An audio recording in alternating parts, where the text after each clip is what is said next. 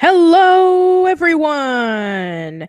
It is the 4-year anniversary of Old School and Casual Chats, and we are going to be doing a very, very special live stream podcast. So, how is everybody doing? Let me know in the comments below about if you can hear me just fine, or if you can, you know, see me. Well, I don't know if you can see me because I'm still trying to work this camera, but other than that, um, yeah, I can't believe it. It's been 4 years since we did old school and casual chats, and I'm going to be discussing about some of my favorite podcasts and discussing about some stories and behind the scenes about how some of them came to be. So, well, right now there's a couple of people joining in. So, hi everybody, how's it going? If you guys have any questions about casual chats or any of the podcasts that I've done over the years, then please say a question about it. So, podcasts. This happened about less than a year after Old School Lane started. Old School Lane's main content was blogs. Hi Ryan, how's it going? Glad that you're here, dude. If you want to join in, come join the chat. If join the podcast if you want, dude. If you want, I can even give you a link to it if you want to join along. Anyway, so the story is that it all started when we were doing the content for about a year, almost a year at that point. We've been posting tons and tons of blogs, and just we wanted to do something different. Oh, you're good? Okay, Ryan. Well, hope that you'll stick around and enjoy. Anyway, so Kevin had came up with this idea about interviewing people, and I thought it was a great idea, even though I thought that in a million years would never get a hold of anybody. And then as time went on, we started getting a hold of a handful of people. Like we got a hold of Cassine Gaines and Mark Summers and Noel McNeil and Cheryl Blaylock and various amounts of other people. So as time went on, we thought that we needed to bring in some brand new content into Old School Lane. And I guess as time went on, we thought, why don't we do podcasts? And the very first podcast we ever did was on Nickelodeon, and that was over 2 hours long. And looking back on the podcast, it's absolutely terrible. The audio is bad. Everything about it is just like really, really low quality. My living quarters at the time was is that I had this apartment and I had this living room that had very spacious walls, like really high ceiling, and there's various areas that can bring in an echo. And also there was the AC was also on all the time, and there were some moments in which you could hear it turn on and off, and you can even hear it in the background. It was just awful. And it didn't help much that the computer was a very old computer. It was a 5-year-old computer at that point, and the only reason why I had it was I was looking for jobs. I used it for searching for employment. This was at the time in which I was unemployed, and I did Old School Lane so I can be able to, just basically write some things that I really liked with Kevin. And then afterwards, we did the podcast, and um, basically how we recorded it was that it was just this really small and really cheap, those cameras that come with the microphone, the ones that cost like $5 on Walmart. Yeah, that's what we basically used to record everything. And oh man, it barely picked up anything. But at the same time, you could hear us just fine, but it was like really low, and you could hear the AC in the background, and you could hear the echo from the walls. So that was how the podcasts were for about, let's see, I think it was like about a year, I would think, because I think when we did the Pete and Pete podcast was when I switched over to my sister's um her laptop. She gave me her old laptop because she got a brand new one. And so that's what I used for the longest time, and I didn't have a microphone on that either. I actually did all of my recording on my cell phone. Yeah, all the recordings on my cell phone. I basically had like a recording app, and I placed it like really close to the speaker because I mean it was a laptop, so I didn't have like a major speaker like I had before. So afterwards, I recorded podcasts like that for let's see, I think it was about another year. I mean, that's when I started recording episodes like that, and then eventually when I got a job and I got my first tax return, that was where I bought my current laptop, and it's been working really well ever since. And just this last Christmas, I have a brand new microphone. And then afterwards, my quality has gotten a bit better. At this point, there's still some things I need to work out on with new audio equipment and new software equipment. But other than that, it's definitely been a lot better. Hold on one second. I think we may have a special guest come in.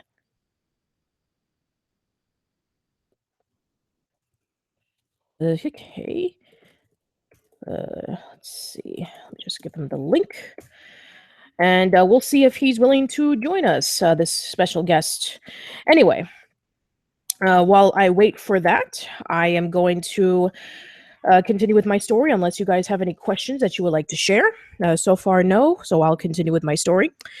So with podcasts, that's basically like the hardware behind the scenes stuff. With coming up with topics, when we come up with the earlier ones that we came up with, like from episodes 1 through, I think it was like from 1 through maybe like 14 or 15 was when we discussed about like, what do we like to talk about. We like to talk about Nickelodeon stuff. And then episode 2 was the Wreck-It Ralph podcast, and that was the newest movie that came out at the time, and it's as far as my knowledge, that's the only podcast so far for the longest time that we talked about a brand new movie. I think the most recent one we did was the Pee-wee's Big Holiday podcast, like years later, in which we talked about a movie that came out recently.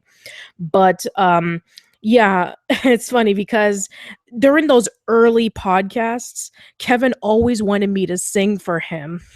He thought it was so funny and he liked my voice impressions for whatever reason. And then there was this inside joke about us talking about Attack of the 50-Foot Cheerleader. Oh man, I mean, he would never live that down. At the end of almost every single episode in the early seasons, he wanted me to talk about Attack of the 50-Foot Cheerleader. I have no idea why. I think I remember why. It was because he saw the trailer for it. He thought it was terrible, and he he wanted me to do a first impressions of that movie, and I wrote it just based off of the trailer. And that was probably one that I never wanted to do in the first place, but Kevin insisted on me doing it. And thank God we never got around to doing that podcast because, oh man, I think it would have been terrible. So anyway. So what was I gonna say? I don't even remember. Oh yeah, that's right.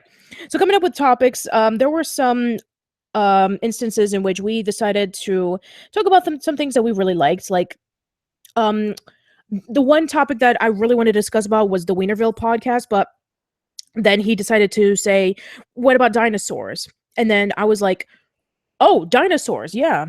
I haven't seen that show in such a really long time, like over 20 years. I'll love to watch it again.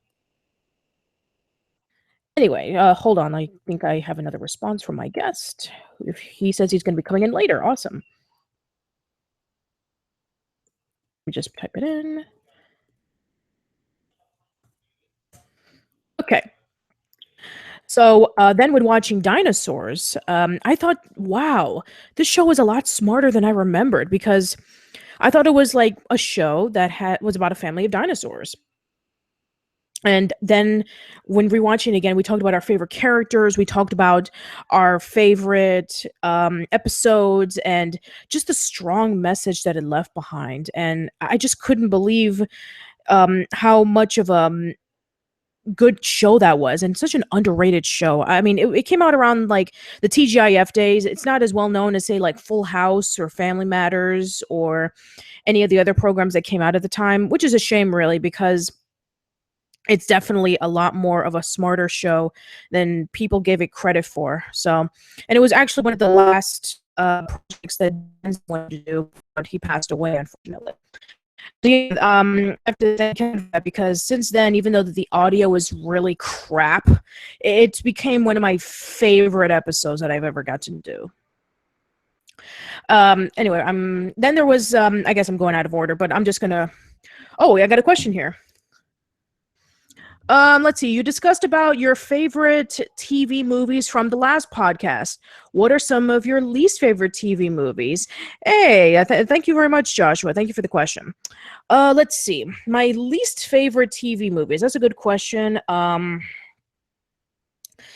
Okay. I haven't. I guess some of the more recent TV movies I wasn't really too crazy about. Like, oh man, the Fred TV movies. I wanted to just bang my head on a wall when I saw those. I remember when I was visiting my family in New York and my cousin was just randomly watching Fred, and my aunt came into the living room and said, "Why are you watching that garbage?" And she said, "Because it's funny." And I was watching him like, "What is this?" Because I've heard about Fred on YouTube. I have another cousin who used to watch his videos. He was like 7 or something. No, he wasn't 7. I think it was like 10, 11. I don't remember. But anyway, I thought it was so dumb. It's just this kid with a squeaky voice. And then I thought when I saw the movies, I was like, this kid is actually gonna have Nickelodeon movies. And then he had his own TV show. Oh man. I am so glad that we never got that far into the Nickelodeon tribute to watch the Fred movies. But I know if I ever am gonna do the Nickelodeon retrospective, I'm gonna have to talk about them at some point because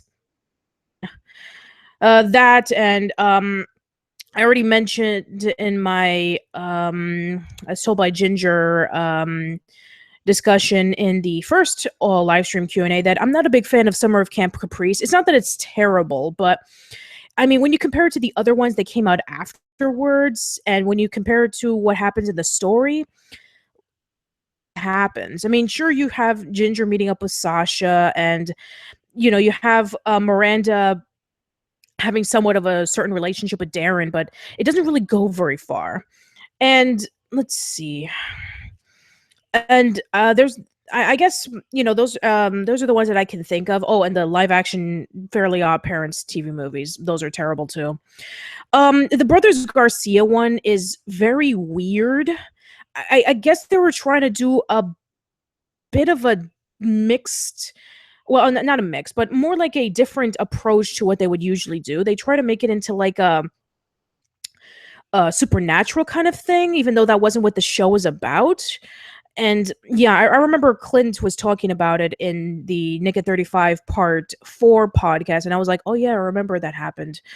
So yeah, that was weird. I guess maybe they were trying to branch out the Brothers Garcia to a bigger audience because I mean, at the time, it was a very important show because it was the first program that ever featured Hispanics as main characters, and it was created, written, produced, directed by Hispanics. It's a very important show, but because its plot, its characters, and structure is very similar to other sitcoms that came out, it doesn't really stick out from the crowd. And let's see.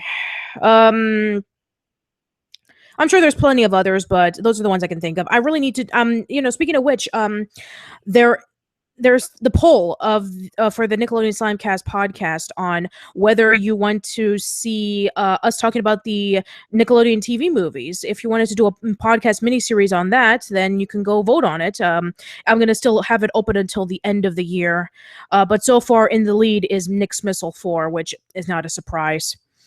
Let's see. What did you think about Good Burger? Good Burger.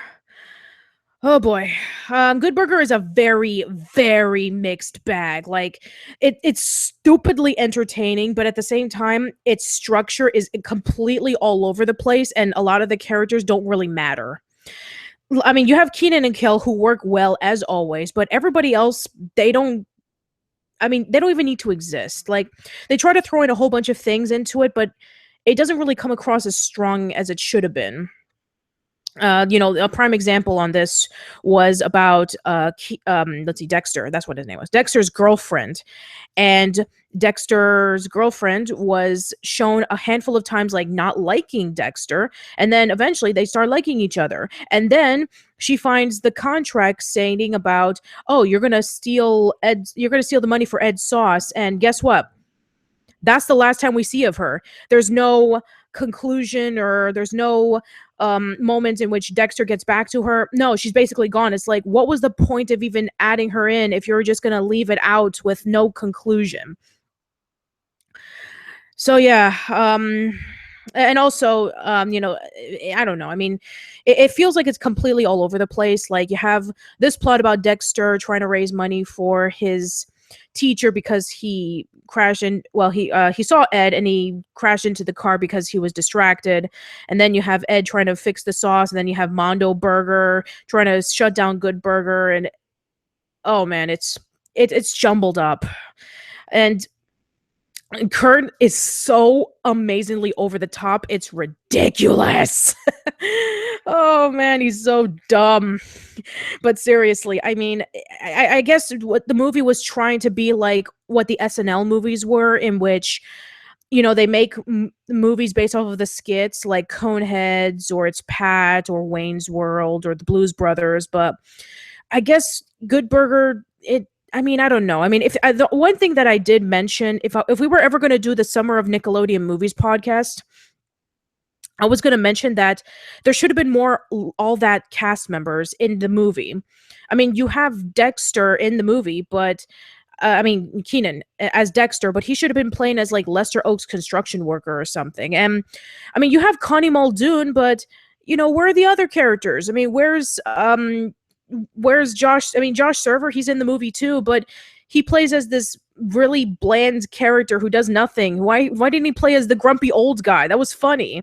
And there should have been a lot more more understandable celebrity cameos. Like Carmen Electra never made sense to me. Seriously. I mean, I remember when I rewatched the movie again and I was like, wait, why is Carmen Electra in a movie for kids? Carmen Electra is not for kids. And, Abe Vigoda was also really fun, but again, he shouldn't be in a movie that's like that because, he's well known for a lot of adult movies. But I mean, I guess he did the part he did the part okay. He was for a lot of people, he's like the best character in the movie. And it makes sense for Shaq as well because I mean, in the 90s, Shaq was in pretty much everything. Let's see. But yeah, overall, this is what I would call the definitive 90s guilty pleasure. The movie is terrible in a lot of ways, but it's so entertaining. So yeah, that's all I have to say about it. Hey, Pocketbook, what's up? Yes, this is my third live stream podcast, but the live stream chats were mostly about, getting people more comforted because of the election that was going on. So this one is my celebratory live stream podcast. This is one that is that I wanted to put a lot more focus on because it's my podcast's 4-year anniversary. So I'm glad that you've been able to enjoy the podcast so far. So maybe we'll definitely do some more in the future. But yeah, the next one will be next month. So there you go. The Angry Beavers turns 20 years old next year. Are you going to do something Angry Beavers related content in April 2017? I might. Maybe I will. I'll definitely have to check my calendar to see what kind of stuff I can do for Angry Beavers. But yeah, definitely will do something like that at one point. Speaking of all that, what skits from the classic era do you think should have had film adaptations? Oh God. Oh boy. I mean, I don't know. I mean, there's there's a lot of skits in all that are very simple, but I think the one skit, I think there's like one or two skits I can think of. Like Super Dude, that would be really fun if there was a Super Dude movie because it would be a parody of superheroes. And it would basically have like a whole bunch of jokes. I mean, I can see Super Dude like maybe go more and deeper into Super Dude's origins and maybe his origins of bad guys. And there was a lot of dairy related bad guys. Maybe they can come together as like a big group of villains, and Super Dude has to save them. That would be kind of fun. The Island Girls would also be a lot of fun too. You have Kiki and Fran trying to escape from the island. Maybe um it would be nice if we had like an origin story about, maybe Kiki was riding on the jet bike, no, what was it, like the the boat, and then she crashes into Fran, and then they go into the island. I mean, they were trapped in the island for 5 years, so it would be a lot of fun to see what happened during those 5 years when they were stuck on the island. Like, what were they doing? Anyway, but let's see, there's that, and oh geez, I mean, there's a lot of all that skits. Um,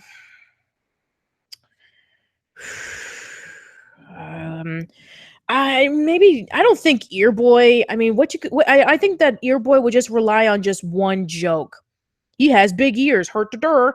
Although I think at that point it wouldn't have mattered because Ross Perot was a major character in Earboy, and at that point, if the movie would have came out in the late '90s, nobody would have known who Ross Perot was anymore, unless you were into politics.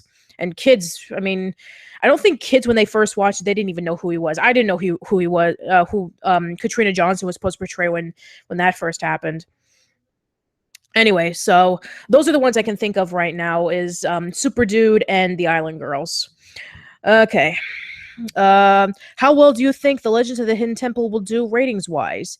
Rufus, Nick's most recent TV movie, pulled in about 3.1 million views.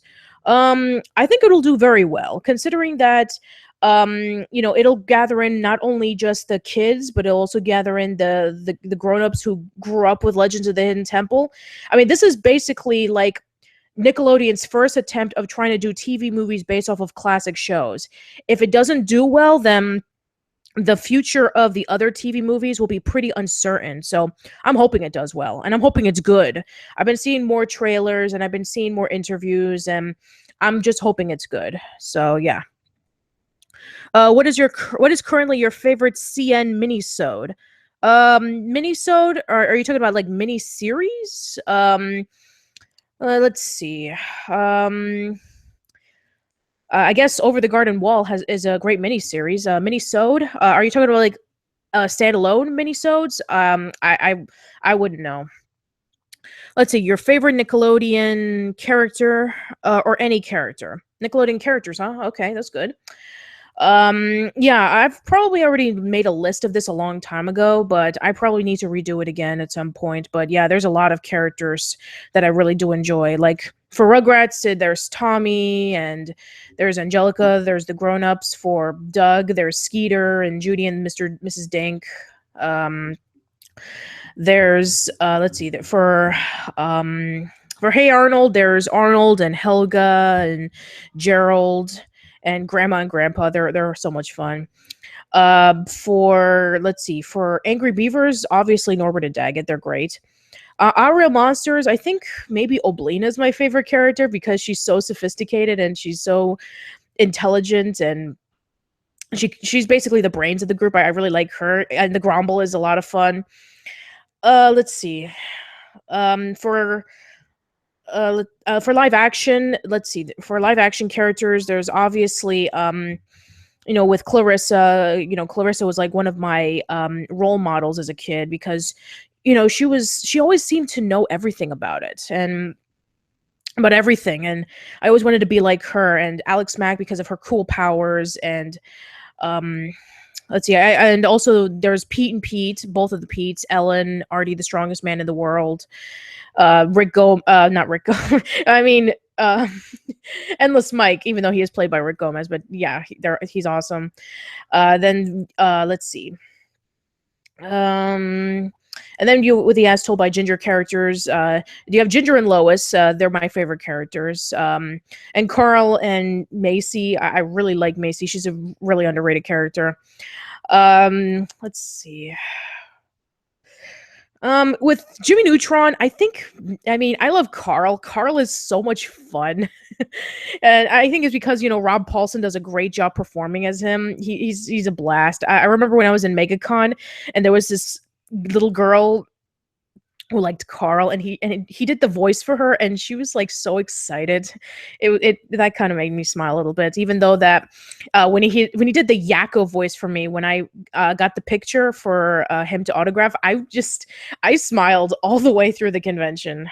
It was so awesome. The same thing when Jess Harnell voiced Wacko for me as well. That was great. Let's see. Um, for Chalk Zone, my favorite character is Snap. I really like Snap. Um, let's see. For My Life as a Teenage Robot, I like Jenny, and I like Vexus. Vexus is such a cool villain, and Eartha Kitt did an amazing job voicing as her. And let's see. The Fairly Odd Parents. I mean, Cosmo and Wanda are such fun characters. Um, let's see. Um, well, let's see. Avatar. Oh my god, every character is my favorite. I love the characters of Avatar. I can't choose. They're all fantastic.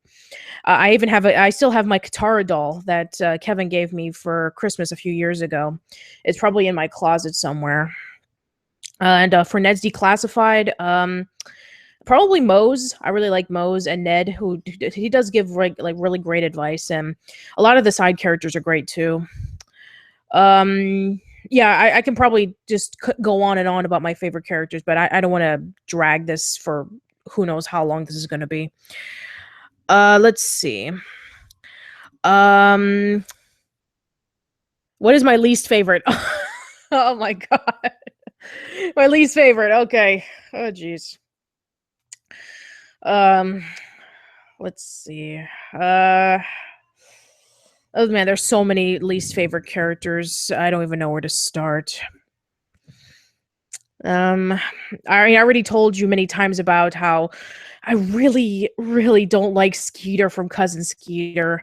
He's so annoying, and I really don't like characters like Bobby who are just there to look pretty, but they're so boring. I mean, Robert Richard was, he's a cute guy, but my god, he's so boring. And Justin, the kid who played Justin, he's so boring as well. I mean, but I guess, for a lot of people, they hate characters who are just downright mean as opposed to boring.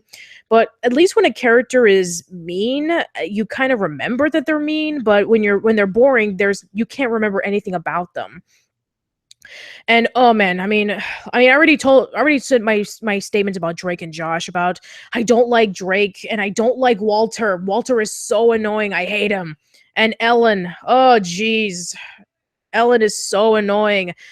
And I mean, pretty much most of the characters from newer Dan Schneider shows. So I mean, I'm sure there's like a lot of animated characters as well, but I don't want to get into the hate right now. This is a celebration. It's the 4-year anniversary of my podcast. So if any of you guys have any questions about my podcasts of any kind, or if you want to let me know what your favorites have been, please let me know in the chat. Let's see. I think he meant minisode as in the pilot. Oh, the brand new Cartoon Network pilot. Okay. It's funny because my good buddy Y-Boy from Toon Grin, he actually covered a recent pilot that was just uploaded on the Cartoon Network YouTube channel. What was it called again? I forgot. Infinity Train. That's what it was. Infinity Train. That was a really interesting pilot. I hope that it does get picked up for a TV series. And I remember the one pilot that a few years ago, a lot of people really wanted to see it as a TV series. The OK Go, which is that's what it's called nowadays. I hear that it's going to be a TV series, which is pretty cool because I really like the idea. And I really would have loved to have seen some of the pilots from the DC universe when they were showing off like the clips of all the possible DC shows that would have came out, like the one about the Supergirls. That would have been amazing. Instead of what, they eventually picked Teen Titans Go, but I would have loved to have seen one about the Supergirls, and it was done by Lauren Faust. And it was funny too. I would have loved to have seen that. I'm sure there's a lot of other Cartoon Network pilots, but I haven't had a chance to see all of them. The reason why I did see the Infinity Train one was because Y Boy discussed about it in his Y Boy Spotlights, which you can go check out at youtube.com/Shungrin. But yeah, I definitely have to look into more of those pilots. I haven't had the chance in a while. Let's see. What creator do you think has made the best general content for Nick? Oh boy, because I mean, there have been a handful of creators who have done numerous Nickelodeon shows. I mean, Will McRobb and Chris Viscardi, they did Pete and Pete and they did Kablam. And, we have Butch Hartman, who did Fairly Odd Parents and who did Danny Phantom and Tough Puppy. Dan Schneider, basically the one bajillion live action shows. Um, yeah, that's a really good question because um, probably, yeah, I'll probably have to say Will McRobb and Chris Viscardi because they did Pete and Pete and Kablam, and those shows are really good. And Butch Hartman, I do like the Fairly Odd Parents, but I love Danny Phantom, and Tough Puppy was, I mean, I felt like it could have been better. Um, let's see, and Dan Schneider. Well, I mean, I like the Amanda Show, and there are some moments in Drake and Josh that I did like, but that was it. I mean, I'm sure there's like multiple people who created other stuff, but those are the ones I can think of. What do I think of Wonder Quest and the is that the number show or the hashtag show? I haven't seen Wonder Quest yet, and I haven't seen is that the hashtag show? I'm not sure, but no, I haven't had the chance to yet. I've been busy with a whole bunch of other things. And if you're wondering, Pocketbook, yes, I finally I did get a chance to see the Thomas Sanders video, and it was pretty funny. But I did see it. It was pretty good. But speaking of which, Twisted Tunes just recently posted up a podcast where they were reading off Harry Potter and the Prisoner of Azkaban. They have a whole bunch of voice actors there, which that's pretty funny. That was hilarious. So yeah, I did finally get to see it. Okay. Would I love to see As Told by Ginger come back to Nickelodeon? They have been coming back on the Splat, but if you're talking about new episodes, no. Unless they do it right, but no. The story of As Told by Ginger is finished. Unless they want to do a continuation of it, then I would love to see a continuation of it. Maybe like the taking place like right after the wedding of Lois and Dr. Dave, but right before she is in the bookstore reading off her story. I would love to see what happens. I mean, her later years in high school and college, and her getting back together with Darren. I would love to see that, and I would love to see how the other characters are.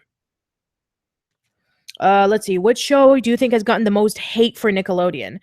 Hate as in like, does it deserve the hate, or hate as in it gotten too much hate and it didn't deserve it?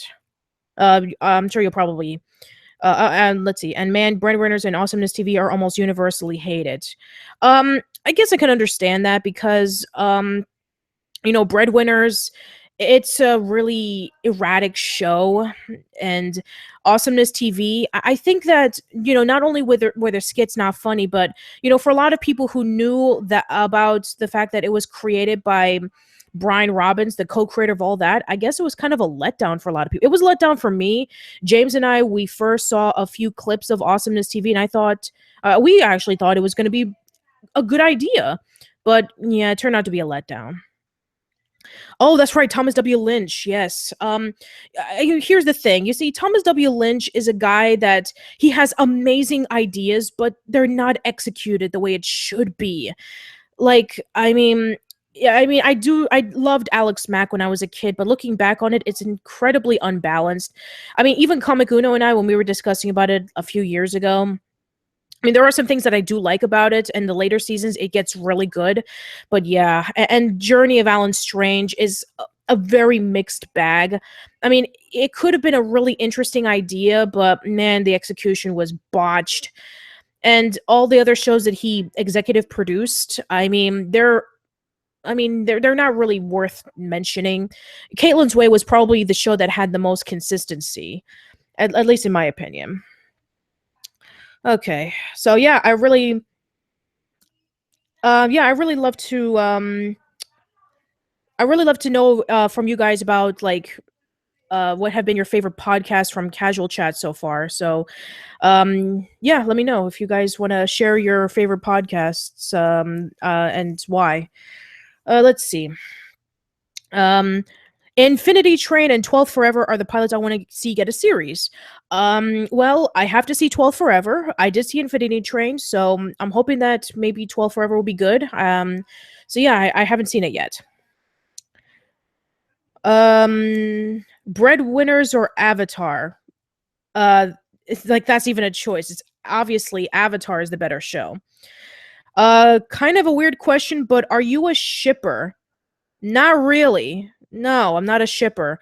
Although I do work in shipping on my job. I deliver I help package items and put bubble wrap on it and send it to the people who ordered the items on our stores. But I know what you mean by shipping, as in like you want to see two characters together in love. No, I'm not really into that kind of stuff.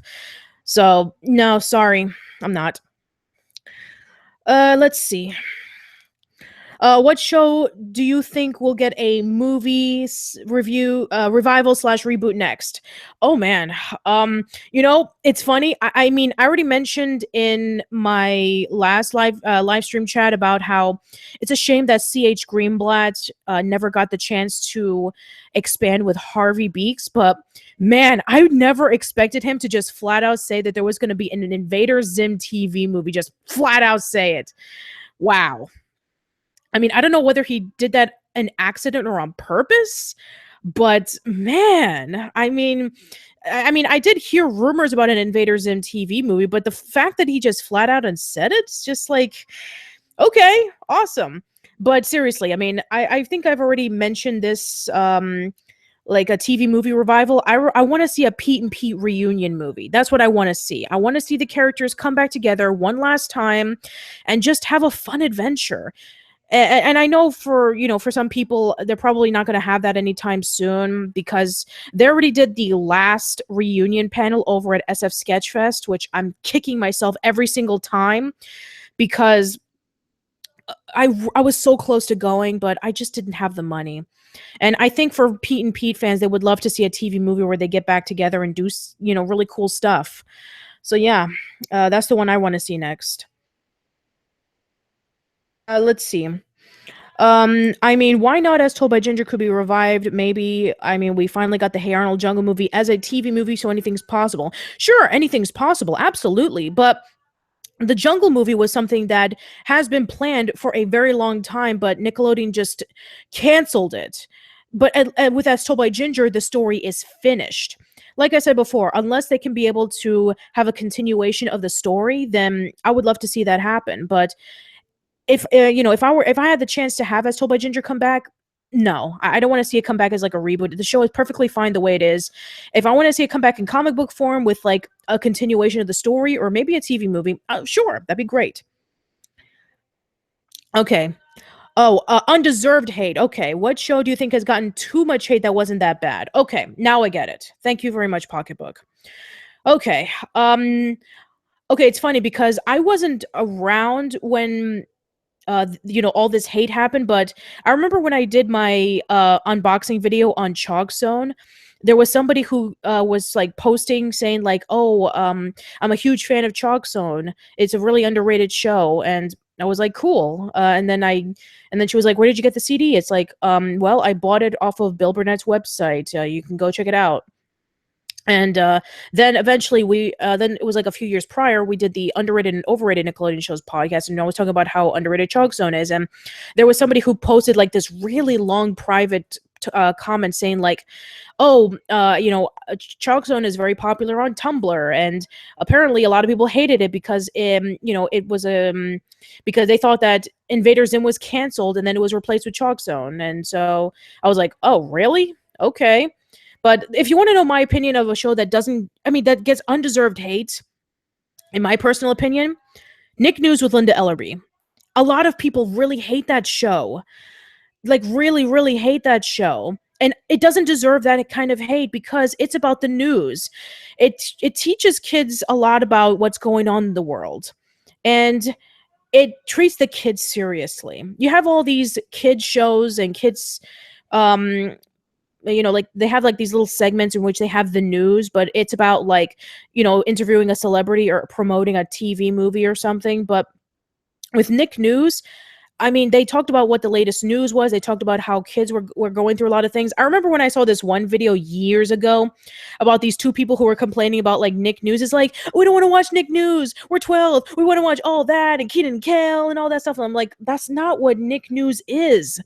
Nick News is about the news. It's supposed to be about showing kids about what's going on in the world. And I remember that there was this one Facebook page that is about hating Nick News when they were a kid, and it had over 11,000 likes. And I'm like, I mean, sure. I'm not going to say that you don't deserve to hate a show if you don't like it, but seriously, I mean, I don't understand. So yeah, Nick News within the LRB is not a terrible show. I mean, it lasted for a long time for a reason, even though that I don't think that a lot of people even watch it. I mean, they didn't watch it as much in 1992, and I doubted that they watched it when the show eventually just stopped. So, yeah. What is your opinion on Infinity Train? It looks good. It's very interesting. I like that the train is divided into separate compartments, and it have like different worlds, and I really want to see where it would lead up to, and yeah, it looks interesting. Um, Favorite Avatar episode? The final four episodes.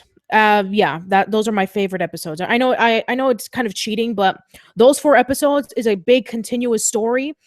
It it's those are that's my favorite episode because it's basically like this whole giant battle that was built up from the entire series, and it basically wraps up the entire series in a nice close, and it's so incredibly satisfying. It shows the characters at their best, and yeah, it's that's my those that's my favorite episode. Okay, apparently Skyrat got rejected according to a status from Craig Bartlett on his Facebook page a few weeks ago. What are your thoughts? Oh, well, that's too bad. If it's really confirmed from Craig Bartlett's Facebook page that it was canceled, then that's a shame. I guess maybe they try to. I know that they were pitching Skyrat to be a show that could be pushing into the idea of him doing Hey Arnold the Jungle movie, but if what you're telling me is true, then that's a shame. I mean, I was hoping to never talk about it in a future episode of Nick's Missile, but if I am going to do a Nick's Missile program, then yeah, about like the most recent Nickelodeon shows, then yeah, I guess I will probably add that onto the list.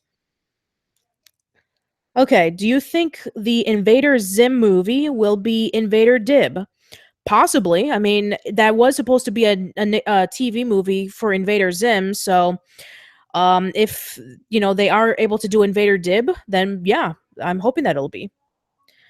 What is your least favorite book to film adaptation? Oh boy. Let's see. I I have to get back to that because I don't really I mean I don't really have a clear answer for that because yeah, there's been a lot of film to book adaptations that that don't really match up, but yeah, I'll have to think about that for a minute. Um why do you love Nick News? I don't, I mean, and not that I love Nick News, I respect it. I mean, even as a kid, I was one of those people who skipped out and wanted to watch like cartoons, but as an adult, I respect the show more. So, yeah, I mean, I don't love it, but I respect it.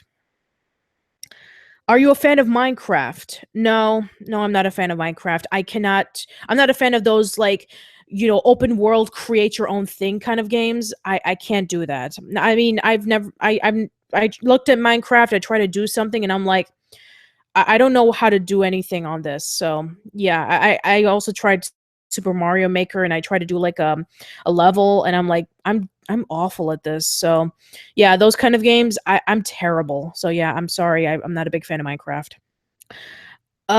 What do you what do you think of Mighty Magiswords? I haven't seen it yet. I've been seeing a lot of clips of, like clips showcasing on the YouTube channel, but I've never seen it. Um, let's see. Here's some shows on Nick that I think have undeserved hate, as told by Ginger. A lot of people say it's an ugly show. Yeah, I have heard about that too. I mean, I just hear a lot of people saying like it's boring and the animation style is not appealing, but I don't know if people hate it. I mean, they think it's boring, but I mean, Nick News, I see a lot. I used to see like, all these comments of people saying that they really hated Nick News. And so by Ginger, they just say like it's boring or it's not for me or it's ugly. And yeah, it's not fair to judge it like that, but I mean, yeah, I guess that's one that does have a lot of undeserved hate. Not a lot of people talk about the game show Brain Surge. I know, I loved Brain Surge. It was the best original Nickelodeon game show in the past decade, and nobody gave any attention to it. Yeah, let's see. The Other Kingdom, I thought that show was good, but everyone pretty much hated it, saying it's a Star versus the Forces of Evil ripoff. The same thing pretty much happened for Rocko's Modern Life. A lot of people said that it was a Ren and Stimpy clone, and now a lot of people love the show. So, I mean, I haven't seen The Other Kingdom. I'll have to definitely take a look at it for myself, but we'll just see. Sanjay and Craig was kind of mediocre in the first season, but people say it got better in second and third seasons. Again, I'll have to see that for myself. Do you watch Steven Universe? Yes, I do. How about its Clock Stoppers? It's not terrible. It's all right. It's just that the characters are stock, but the cool concept of the watch stopping time, I like that. Everything else is eh. I heard mixed feelings about the Mighty B. I'm not a. I know you're not a big fan of it. I thought it was good. Yeah, if you like it, then that's perfectly fine. I mean, I just thought that it was very similar to like all the other shows that came out, and I felt like with Amy Poehler just having this really annoying character portrayal. I mean, Amy Poehler is a great comedian, and if you've ever seen her in SNL and Parks and Recreation, it's when you see her as in that, and then you see her in the Mighty B, it's kind of a letdown. Anyway, Fanboy and Chum Chum, yeah, I like that show. Don't judge me. Okay, I will not judge you if you like the show. That is perfectly fine with you. Then I don't trust me. If you like a show that a lot of people don't like, then you're perfectly okay to like whatever you want. Sorry to hear you're not a Minecraft fan. Oh, that's all right. Are you a fan of Super Mario? If so, which games are your favorite? Yes, a Super Mario fan. I like Super Mario. I like Super Mario Brothers 3, Super Mario World, and Super Mario Galaxy 1 and 2. Yeah, those are my favorite games. Which of Mac Groening, which thank you very much for everybody who corrected me on the Origins of Hey Arnold video. I said groaning, it's actually graining, so thank you. Which do you like more, The Simpsons or Futurama? Futurama. I love Futurama. I mean, I love The Simpsons as well, but Futurama. I remember when that show came out and I was 13, and and I saw the first episode and I was like, this is amazing. And oh man, the episode just kept getting better and better. And I was one of those people who was like really disappointed that the show ended, and then I saw Bender's Big Score and I was so excited. And then they started airing like the newer episodes, and oh man, I mean, I know a lot of people, they want to see more Futurama episodes, and I'm like, the show already had a decent run. I think we should let it stop right now. So, yes, I love Futurama. I love The Simpsons as well. Don't get me wrong, I really love The Simpsons, but Futurama, love that show. Let's see. I personally think that Sanjay and Craig is overrated because while not being good, it wasn't horrible. I don't know if I would call it overrated. I mean, overrated with hate. I mean, possibly. Maybe you can call it like very middling. I mean, I know that when I saw a handful of episodes of Sanjay and Craig, it's very mixed. I know what they were trying to do. They were trying to bring out like the gross moments of Ren and Stimpy mixed with like the character dynamics of Adventure Time and regular show. But yeah, I mean, there were some. I know that there were some good ideas that they wanted to implement, but yeah, I mean, I'm not too crazy about it anymore. Who's the bald guy with the glasses and beard in your profile pic? That is Kevin. That is the co-founder of Old School Lane. So yeah, unfortunately he wasn't able to join us tonight because he's been so busy with everything. He just recently got back from Washington DC. He was there for the Veterans Day weekend. So yeah, he's probably coming back really soon from his trip. So yeah, that is Kevin, if you're wondering. Um, okay. What was the best and worst Nicktoon ever? Uh, oh boy. I mean, that's very subjective, but let me see. Best Nicktoon ever. It's a tie between Avatar and Hey Arnold. Worst Nicktoon. Uh, Unfortunately, I cannot say Brothers Flub or Butt Ugly Martians because they weren't Nicktoons. Um, oh boy. I mean, it's kind of like a three-way tie for me between uh like Tack and the Power of Juju slash Raving Rabbits because those shows didn't need to exist. And let's see. Breadwinners, I really don't like Breadwinners. And the third one, I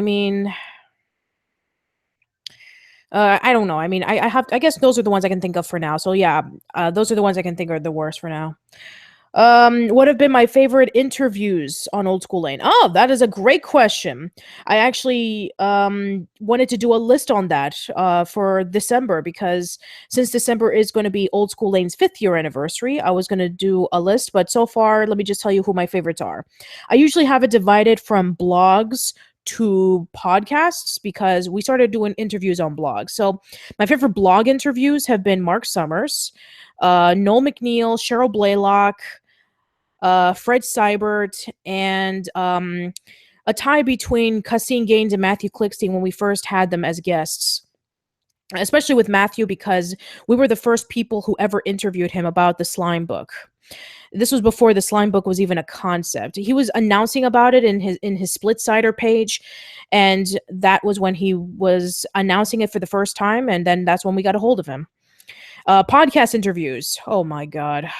That's like trying to choose your favorite child. Okay. Um, I think that a lot of the people who were my major influences with doing content have been my favorites. Like, I know that unfortunately this is currently have been like one of the least viewed of my podcasts.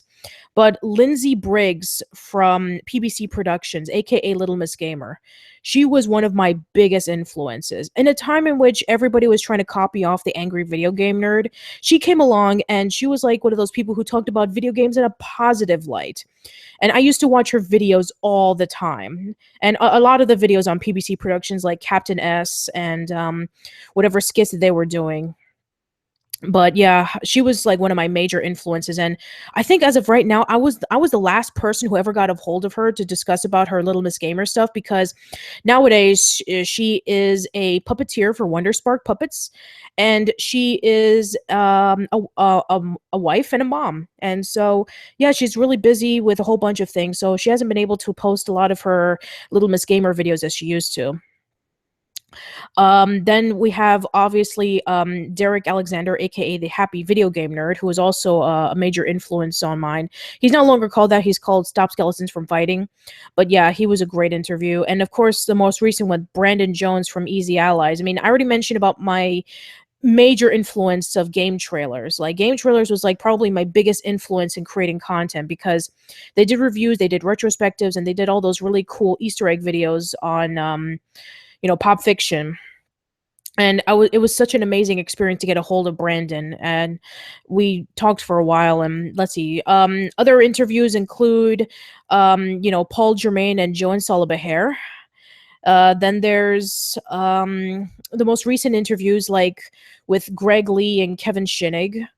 Let's see, Janet Varney was an amazing one. Candy Milo was also awesome.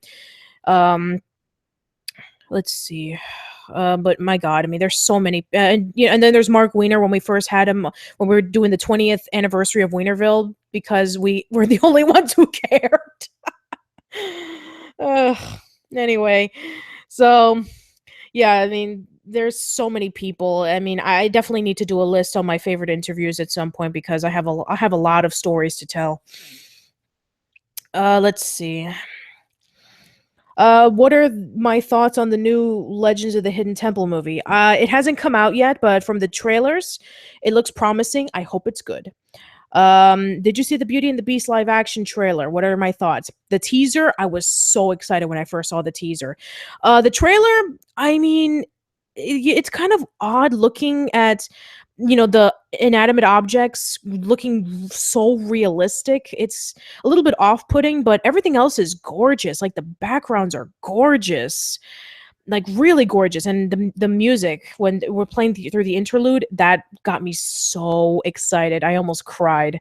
And Emma Watson as Belle, perfect casting. Let's see.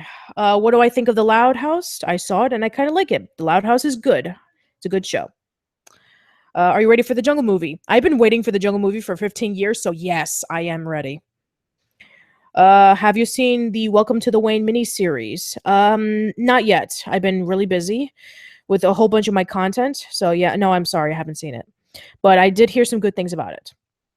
Which is worse, the Brothers Flub, Butt Ugly Martians, or Cousin Skeeter?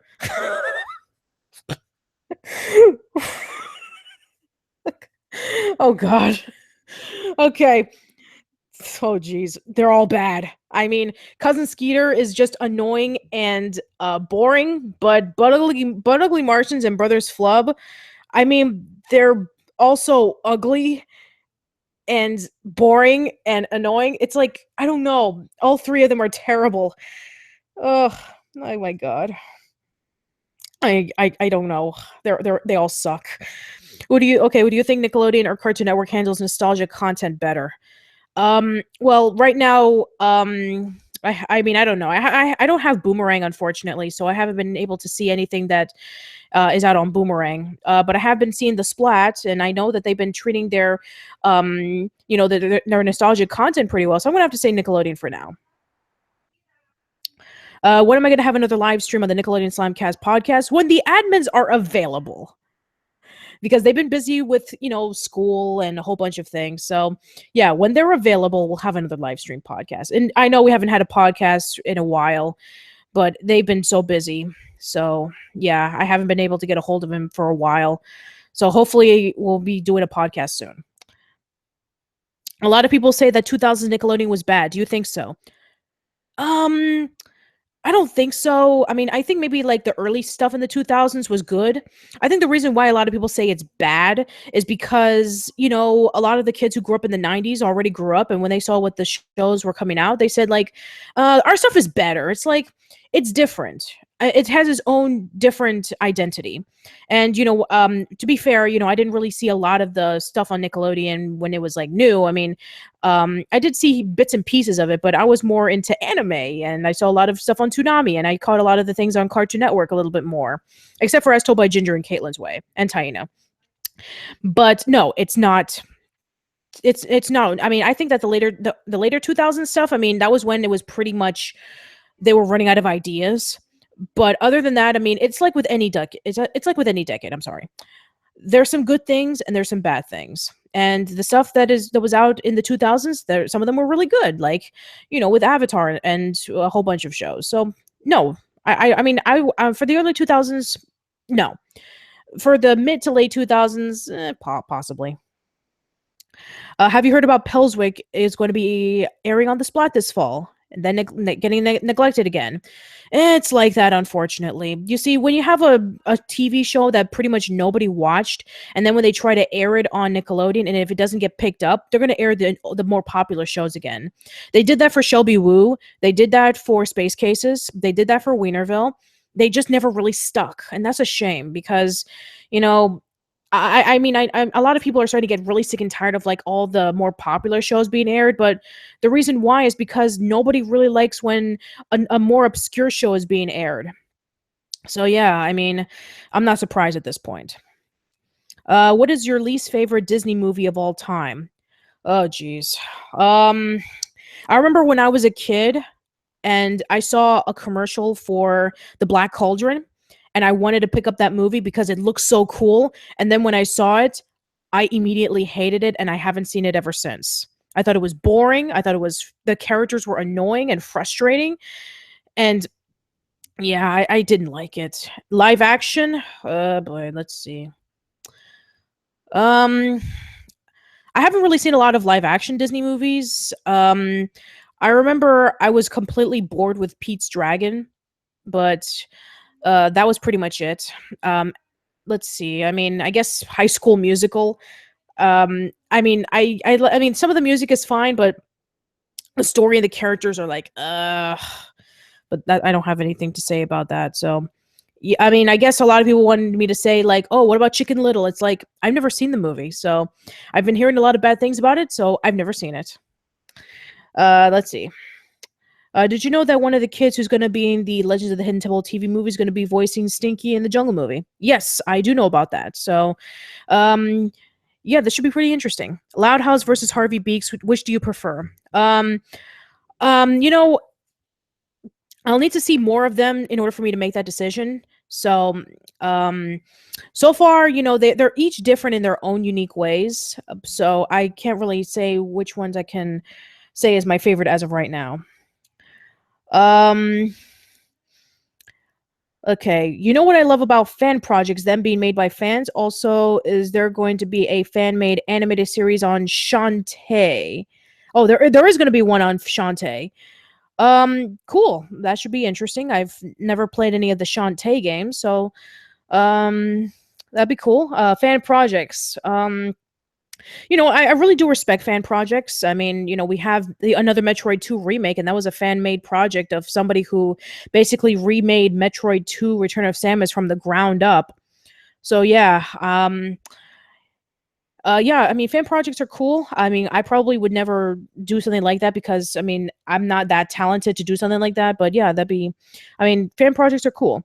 What would happen if an alternative reality, a show Nickelodeon didn't pick up or did pick up, and a show from Nick's Missile 1 or 2 pitched around that time got picked up instead? Oh boy. I mean, okay, alternative reality. Constant Pain and the Modifiers would get picked up, and hopefully maybe Slime Survivor would get picked up. And as for Nick's Missile 2, um, what would I love to see from Nick's Missile 2? Um, I mean, I don't know. I mean, with Nick's Missile 2, I mean, when we were discussing about like the shows that would have eventually moved over to other projects, I think they were kind of made to be because I can't imagine Adventure Time being on Nickelodeon with the pilot that was presented. It is so much different than what it would be like later on in the TV series. So yeah, I mean, I would love it if like shows like Constant Pain or the Modifiers would get picked up, but we'll just have to see. But at this point, I doubt it. How come Pinwheel and other 70s and 80s Nickelodeon shows never came out on DVD? Probably due to licensing issues and maybe because there's not much of a fan demand. That's probably it. I don't know if Nickelodeon even owns the rights to Pinwheel and all the other 70s and 80s Nickelodeon shows anymore. So, I mean, especially the ones that they acquired from other countries like Danger Mouse or Count Duckula. I mean, Danger Mouse, I believe, is on DVD, and there's the Revival series on Great Britain. So, yeah, I mean, I think it's due to licensing issues. Do you watch the videos by Pie Guy Rules? I've seen a handful of his videos, like some of his SpongeBob stuff, but no, I have not seen a lot of his videos. I mean, just a handful of the SpongeBob stuff, especially when SpongeBob was celebrating its 15th anniversary. That was when a lot of those SpongeBob videos were coming out. But no, I really don't know anything about. I don't know anything about him besides those SpongeBob stuff. So, yeah, sorry. Do you think Mason Vale Cotton and Benjamin Flores Jr. will do good jobs as Arnold and Gerald?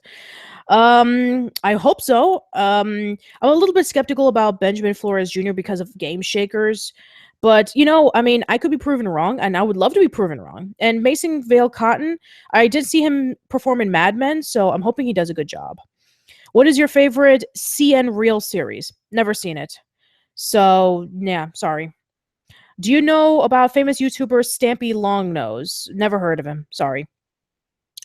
If Constant Pain or if the modifiers get picked up by Nickelodeon, what do you think would have changed in Nick's history? Oh God, that's a good question. I think that Nickelodeon would delve more into anime inspired Nicktoons if they would have picked up Constant Pain because it would have been way ahead of its time. And I think that it would have been the proper time because there were a lot more anime influenced cartoons that came out during that time. It would be probably completely different than what we have now.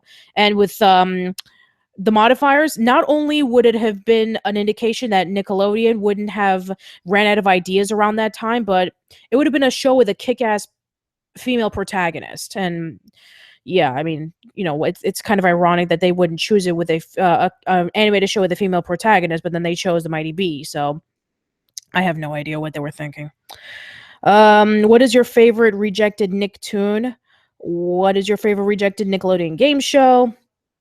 What is your favorite rejected Nickelodeon live action show? Okay, let's see. Rejected Nicktoon modifiers, rejected live game show, Slime Survivor or Morph Sports, live action show rejected, Ned's Declassified High School Survival Guide. What is your favorite obstacle from the obstacle courses from Double Dare? Ooh, nice question. Let's see. Man, there's so many. I really like them. I like the Sunday slide. I like the roller where you get to roll down and you're all covered in the slime paint. And I like the big giant mouth. I like the nose. I like the hamster wheel thing. I like jumping the one that you jump in and there's a whole bunch of let's see, you jump in and there's like this huge kind of like swimming pool filled with stuff. Yeah, there's so much. There's so many obstacles that I really like. Okay, see you later, Pocketbook. Best Nickelodeon game show. It's a tie between the original Double Dare and Legends of the Hidden Temple. I'm glad you never got to see CN Real. It was horrible. Yeah, I'm sorry. I mean, when did CN Real come out? Like around 2009 or 2010. So yeah, I mean, this was right. Let's see. This was like, oh, I mean, yeah, I probably wouldn't have had the chance to watch those shows because I was I probably was like concentrating on like other things. Like I didn't watch as much TV as much anymore. So yeah, I probably didn't even. Yeah, I wasn't around when the CN Real stuff was around because I just wasn't watching as much TV. I was just watching a lot of stuff online. Like this was like kind of like when my anime phase was starting to fizzle out, and this was when I was stopped going over to Wolvolution tournaments. So yeah, I guess and also I didn't really hear a lot of people say any good things about CN Real, so maybe it's a good thing I missed out. Fairly Odd Parents or Danny Phantom? Danny Phantom, hands down. Danny Phantom is in my opinion a better show. Do you think Nick shows work as adult shows?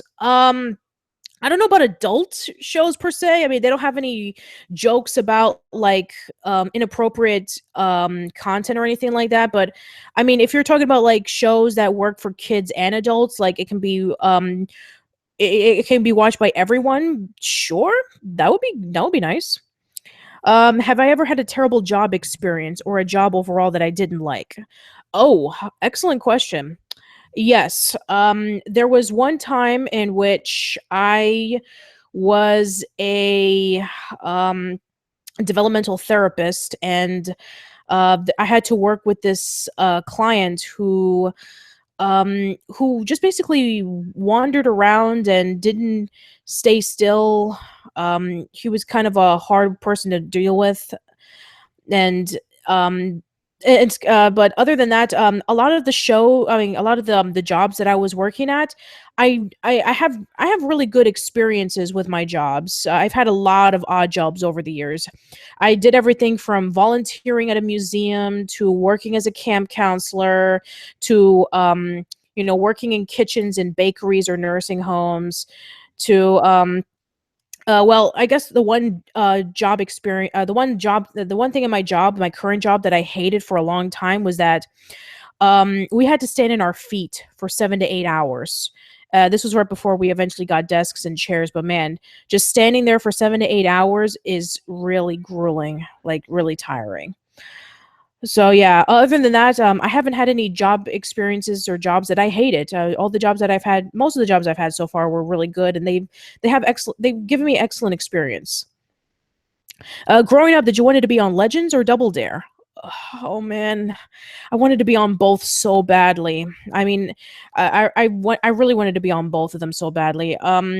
I remember when I was a kid and I would watch Double Dare all the time, and I've always wanted to get messy and slimy. And watching Legends of the Hidden Temple, I've always wanted to be in the temple room, and I wanted to participate in the obstacles, and I wanted to try to see if I can avoid the temple guards. I wanted to do both. I really did. Um, Remember when you did a Nick debate on character additions in Nicktoons, you forgot to talk about Ginger. I briefly talked about it. I briefly talked about Simone and I briefly talked about that, but we were talking about like shows that either helped or hindered a show, characters that helped or hindered a show. So we were talking about like some of the more infamous ones. SpongeBob is turning into a stage musical. Really? I mean, I did hear about that.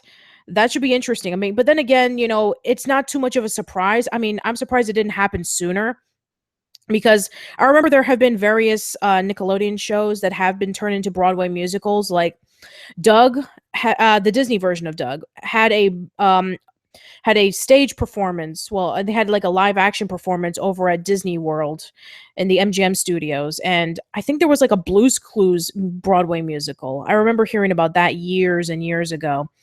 SpongeBob, I'm surprised it didn't happen sooner because, I mean, at this point, with everything that they've been doing for SpongeBob, doing a Broadway show, I mean, I'm surprised it hasn't been done. But yeah, I mean, at this point, it's, I don't know. I mean, just I'm just I don't at this point I don't really care. Okay, interesting enough. According to a page that the creator used to have, Citizen Vondu from Kablam almost got a TV series, but he turned it down due to being tired working with the shorts. I can understand that. I mean, there have been some creators who are tired of doing something and they want to pursue another things. I mean, I briefly talked about this in other podcasts about how Gendy Tartakovsky was he felt that he was satisfied with doing Samurai Jack and he wanted to do other creative endeavors. Same thing with Joe Murray. As soon as he was done with Rocco, he went off to do Camp Lazlo. As soon as he was done with Camp Lazlo, he went off to do a lot of the other comics and a few other cartoon shorts. So that's how artists are. They want to create something, they want it to last for a bit, and then after a while they get tired and they want to do brand new things. So I mean, the whole purpose of Kablam was seeing if maybe a lot of the cartoons that were showcased would eventually turn into TV series. The only ones that ever went anywhere was Action League Now, which was basically nothing but the reruns of the original shorts, and Angela Anaconda, which the less said about that, the better. Um, Hello, Patricia. Nice to see the chat. I heard Mark Summers is doing Double Dare on the Rachel Ray show. Yes, I do. I actually saw him talking about that on Twitter, and that's awesome. Yeah, I'm really, which makes a lot of sense because it was recently the 30th anniversary of Double Dare, and he's been doing a huge celebration on that, like going over to various programs and shows discussing about that. And I guess it also makes sense because there's the upcoming Mark Summers documentary, which, according to the On Your Mark Twitter page, it's almost finished. So hopefully at the end of the year, we'll be able to see a trailer of it, which I'm really, really excited to see. Do you want to interview Joe Murray? Yes, of course. If I ever get a hold of, I mean, I've gotten a hold of Joe Murray once or twice a few years ago. Unfortunately, it fell through. And nowadays I probably will not get a hold of him because he's busy with the Rocco's Modern Life TV movie. What Nickelodeon shows do you think deserve spin-offs? Let's see, spin-offs. Um, I'm not sure because with Nickelodeon has not done really well with the very few attempts of a spin-off. Like, All Grown Up was a continuation slash spin-off, and Planet Sheen was a spin-off, and I mean, and whatever you want to call Dan Schneider with him, when he used to recycle characters into other TV shows. So, I mean, I don't know. I don't have anything on my mind right now. Does Bunsen as a beast look good? From what I saw in the pictures, I don't know. I mean, I hope that it's good. I hope that it's good. But from what I saw in the concept of, that it's about a monster who goes over to a human school. I mean, I already mentioned this in the Nickelodeon Slimecast podcast, but it does sound like My Gym Partner's a Monkey. And this is from somebody who's never seen the show, but only knows about it because of the commercials. And then my cousin used to watch it all the time. And I saw like a few minutes of it and I thought it was annoying. So, yeah. Do you have a favorite sitcom from the 90s that didn't air on Nickelodeon or the Disney Channel? Um, mm, Probably not. Not that I can think of at the moment. When you get a chance, can you take a look at the pilot of the Rocco pilot from Pilot to Final Product? I will get to it in the future. I know I've gotten some people asking me to do one on From Pilot to Final Product on Rocco's Modern Life, so I'll definitely do that in the future. Okay, so with that, let's see if I can think of anything else. Okay, so please. Oh, did you know that they revived Max and Ruby? It's weird that Max can speak in full sentences. For some reason, I had to check it out because it and Blue's Clues were the first Nick shows I ever saw. Oh, I did not know that, but then again, Max and Ruby was like way, way ahead of my time. I don't know I don't know when that show came out. I think it was like in the mid 2000s, so I probably would have been in high school at that point. So yeah, I didn't know that there was a revival of it. I do know that they were based off of books. I never read the books. Unlike Little Bear, in which I did read the books of Little Bear when I was a kid, and I only watched like maybe a handful of episodes. So, and then eventually, when I did the Nickelodeon tribute, I watched the episodes of Little Bear, and then I watched the movie, and then eventually I got a hold of Kristen Fairley, who was the voice of Little Bear. So, as for Max and Ruby, no, I mean, I probably saw like maybe a handful of episodes to see if I can review it for the Nickelodeon tribute, and I'm like, I have absolutely nothing to say about this. So, no, I didn't see Max and Ruby like in full, and I didn't know about the revival. 2003. Okay, so yeah, that would have been my junior year of high school. So yeah, I was way too old for that show.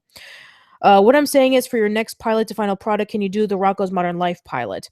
No, I'm not gonna do Rocco's Modern Life as my next episode of From Pilot to Final Product. My next episode of From Pilot to Final Product is gonna be coming out early next year. And I'm hoping to actually have a collaborator with that because this is actually one that I feel deserves to be having a special guest discussing about this particular pilot that I want to do because oh my god, if you want to know about a pilot that is completely different from what the TV show would be, that I really need to do that. But that's going to be coming out early next year. What are my thoughts on Daria? I love Daria. I love Daria. I remember when I first saw it as a preteen. Then I saw a few years later when I was an adult. And I know a lot of people are going to hate me for this, especially James. I like it more than Beavis and Butthead. I mean, don't get me wrong, I like Beavis and Butthead as well, but Daria is much better in my opinion. I love that show. I really want to, if I know I stated many times that when I do additional content that is not Nickelodeon related next year, and I really want to see Daria. So yeah, I really want to talk about Daria in the future. Would you love to talk to Emily Kapnick? Of course, I would love to talk to Emily Kapnick. It's funny because I was almost really close to getting a chance to talk to her, but unfortunately, I couldn't get through because she was busy at the time. So yeah, I don't think that she'll ever talk to me anytime soon because she's busy with a lot of things, which is a shame. Let's see. I've seen the pilot for the show, Rocco to be insist. Well, I've seen the Rocco pilot as well. So yes, I hopefully, yes, I will definitely talk about it in the future. So don't you worry. Um, would you love to talk with Butch Hartman? Of course, I would love to talk to Butch Hartman. But again, he's really busy with a lot of stuff. So I don't know if he'll take the time in the future, but hopefully he will someday. Do you ever plan on doing a from pilot to final product on Jimmy Neutron and Avatar? Um, Yeah, I mean, I think with Jimmy Neutron, if I ever do find maybe not a pilot to final product on Jimmy Neutron, I would probably do the same thing as like I did with the Origins of Arnold, in which I'll probably talk about Johnny Quasar, which was the pilot, which kind of like was like the original concept of Jimmy Neutron that came out in the 90s, and then eventually I'll probably talk about like the shorts that came out of it with when they were promoting the movie. So I'll probably do that. And as for Avatar, I mean, I think there's not really a lot to say about Avatar, with the exception of maybe a few voice actors and the fact that Katara was originally called Kaya, which would eventually would become Sokka and Katara's mom. There might be some differences here and there, but I mean, what the whole purpose of from pilot to final product is you have to find a pilot that is like incredibly different than what the TV series would be. Got that idea from Derek Alexander when he used to do a series of videos called Getting Super Nerdy, in which he would look at the demos of video games and then compare it to what the final product would be. So the pilot has to be just different enough for me to compare it. But I mean, keep some of the same elements, but I have to have some things to talk about. Like for Hey Arnold, if I were to do it from pilot to final product on it, it would have been really short because it's basically just a reboot of the episode 24 Hours to Live. So I would have probably said pretty much nothing about that except for, the voice acting and the animation, and that was pretty much it.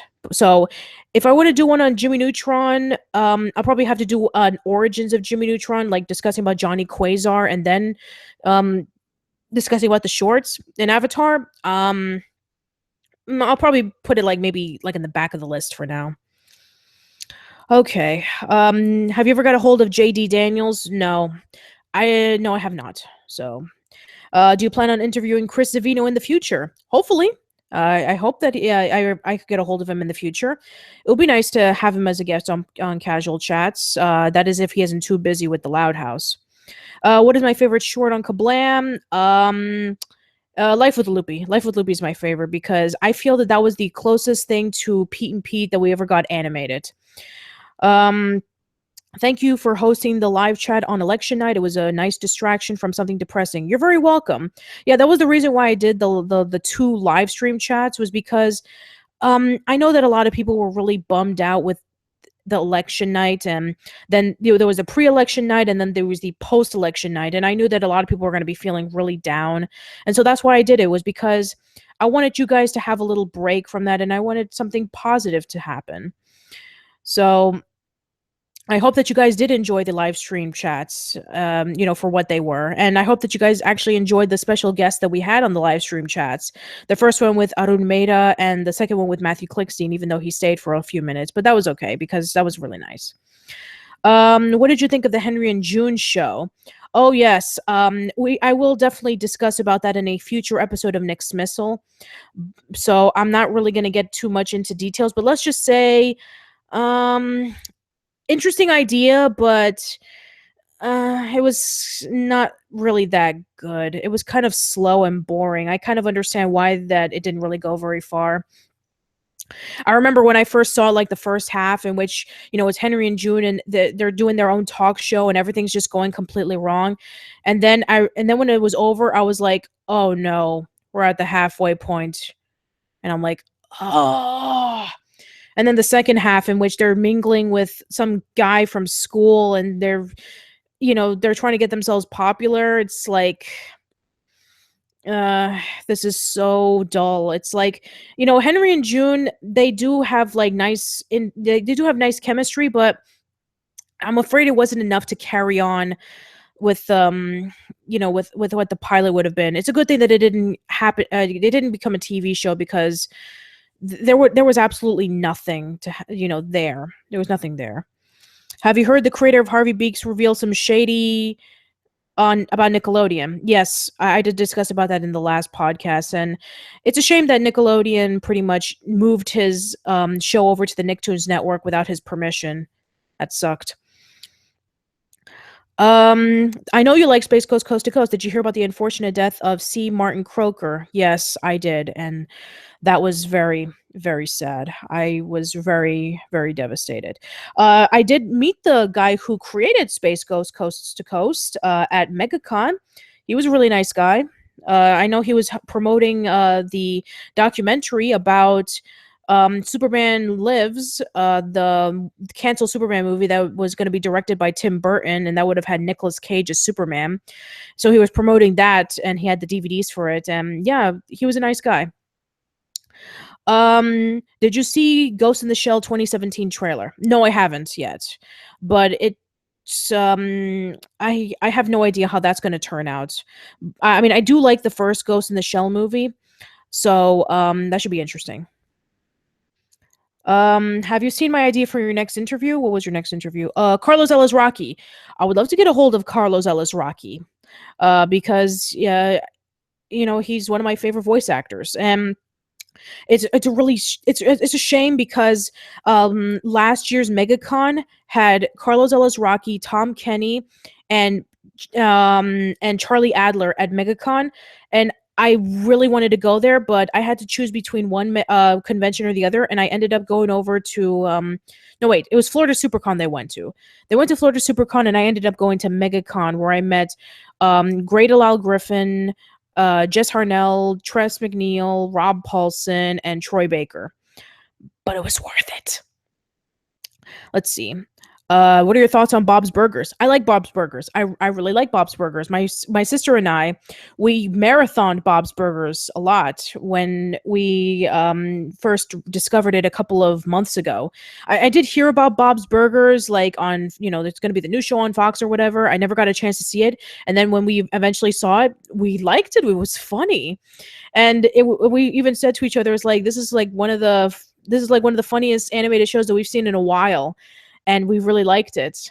And it was yeah, I remember we were just like sitting there and marathoning through season after season of Bob's Burgers. So I like Bob's Burgers. Do you like Harvey Birdman, Attorney at Law? Yes, I love that show. That is a funny, funny show. It's funny because when we did the reboot, remake, and revival podcast, we were discussing about like kind of like unofficial reboots of classic characters like Space Ghost and Harvey Birdman, in which the original Space Ghost was from the 60s, and Birdman was also another 60s and 70s character from, like, these were all like old Hanna-Barbera characters, and then when they came back, it was so funny. I mean, it was really I really do like some of the episodes in which Harvey was trying to defend like all the classic Hanna-Barbera characters or cartoon characters. And yeah, it's a really funny show. I haven't seen it in a long time, almost like it's been like almost a decade since I've seen that show, because I knew it ran a lot on Adult Swim. So yeah, I remember really liking that show. Will I be watching the Legends of the Hidden Temple TV movie on Thanksgiving? Yes. And I will be doing a discussion about that in the Nickelodeon Slimecast podcast with the other admins. So stay tuned for that. Are you a Family Guy fan? Sort of. I mean, I do remember seeing like a few clips of Family Guy, and then eventually when I did see like the earlier episodes of the series, I did enjoy it, but I wasn't like a massive fan of Family Guy. My other cousins, they love Family Guy. Like they would watch it all the time. But I mean, I do like the show, but I'm not like a massive fan of Family Guy. What are your opinions on Son of Zorn? I remember when let's see, it was a live stream podcast that I was in with Jockerly77, and he showed me a 5-minute clip of Son of Zorn, and what I was watching, because that's not something that Fox would usually do. A live action slash hybrid. I mean, that's something you see on Adult Swim, not on Fox. It was weird. And I mean, I have no idea what the show's like, but man, the 5-minute clip was weird. Okay, favorite roles by Tom Kenny. Oh boy, I mean that's good. That's a good one. Heifer from Rocko's Modern Life. I know a lot of people are going to say SpongeBob, so yeah, SpongeBob's good. Let's see. Let's see, the Ice King from Adventure Time, and let's see. Yeah, I mean, there's a lot of roles from Tom Kenny. I mean, he's a really good voice actor, but he's not like one of he's not like one that I would like consider to be like one of my favorites. But he's a really good voice actor. I feel American Dad is better than Family Guy. Yeah, American Dad's pretty good too. I mean, I'm not really too much into. I'm not a gigantic fan of Seth MacFarlane's shows. I mean, if it's on TV, I would watch it. So I mean, and my cousins are they're really huge fans of those programs. I'm not. I mean, if it's on, I'll watch it, but I'm not like a massive fan. Do you watch the Mysterious Mr. Enter videos? Not really. I mean, I do remember when he was talking a lot about his SpongeBob stuff, and I thought it was a little bit too abrasive, so I pretty much stopped. I haven't seen the rest of his stuff ever since, so I mean, I don't know what it's like. I mean, I do know that Arun was talking about like that recent one of Norm of the North or Chicken Little or something. So, yeah. So no, I've not seen it. What gave you the idea to start making YouTube videos after you created your blog with Kevin? Great question. We just wanted to create some more content because we wanted to continue to spread out our creativity. We did the podcasts because we wanted to branch out. Basically, we wanted to do some more things that we liked, and we wanted to share with people that we hope that they would enjoy. And that's when we did the podcasts. Eventually, with videos, I mean, I wanted to do videos for a while, but unfortunately, I mean, this was kind of like another reason why, I just couldn't for a while because of my computer.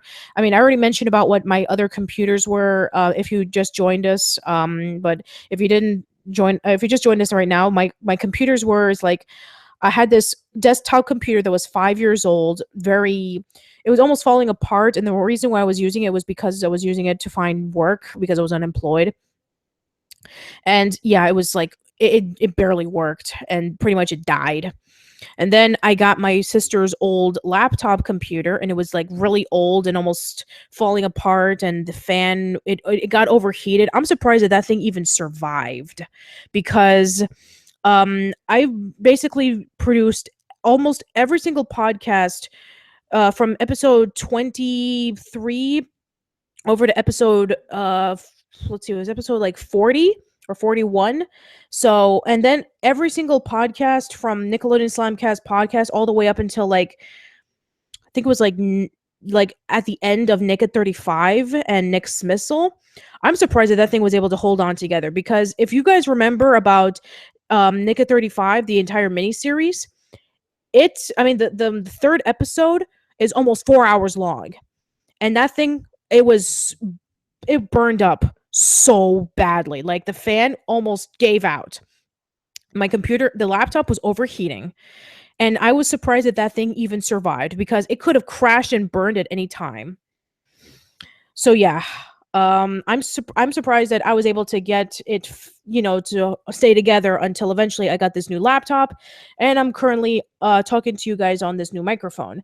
And then when I got the new laptop, my good buddy Nick from PlayStation, which was the Let's Play channel I was associated with for a little bit, he said, "Why don't you start doing videos?" And I'm like, "I don't know if I would be good." And he's like, "Dude, I read your blogs. They're good. Blogs are like the same thing as when you do videos. You just basically write down everything. You just need to put it in video clips." I'm like, "Oh, okay."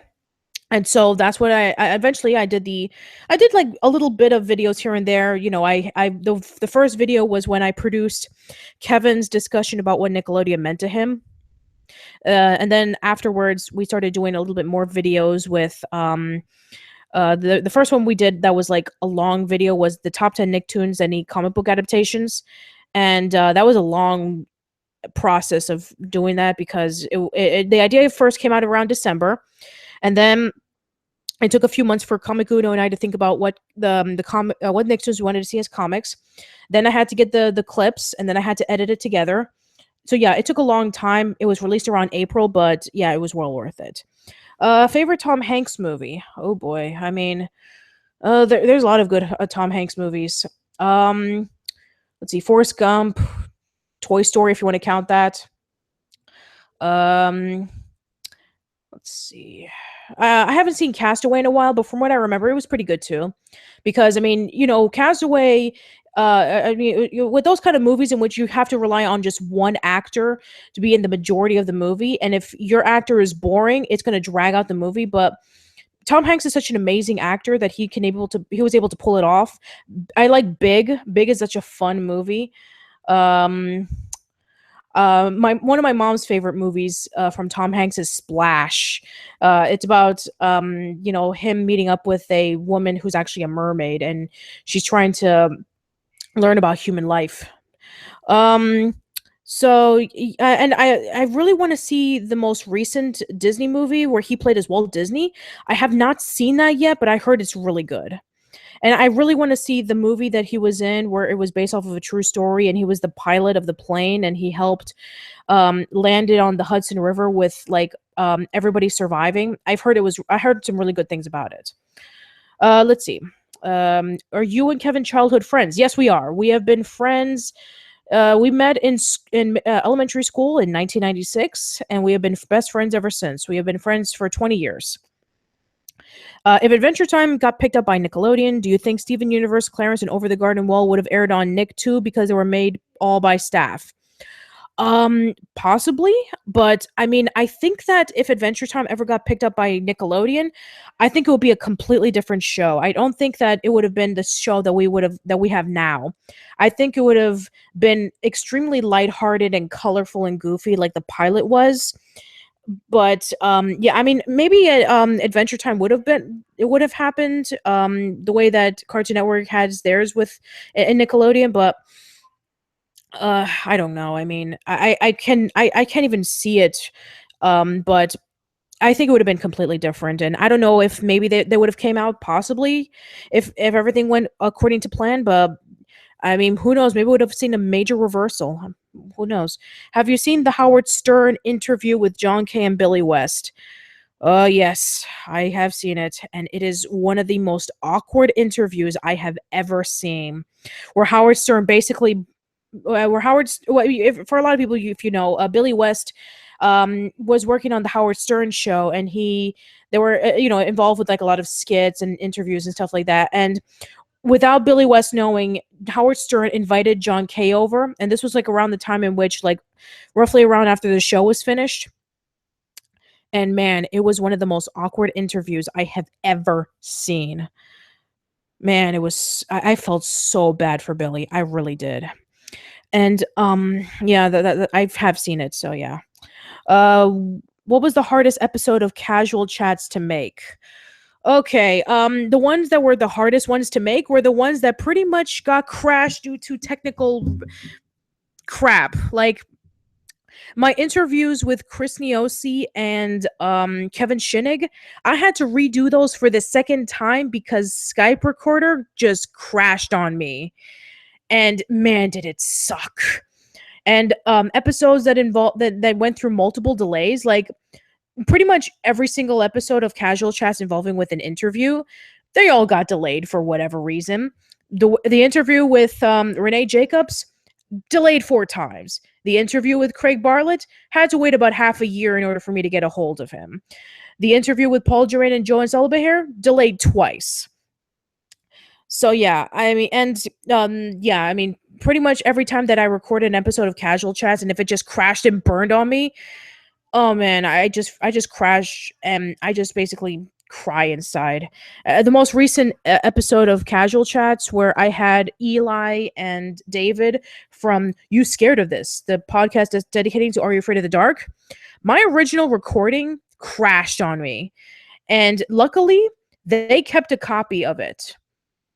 It's just too bad that my audio sounds like crap, but you know what? Hey, it was saved. And because they were busy, they had to I couldn't be able to get them on for the second time.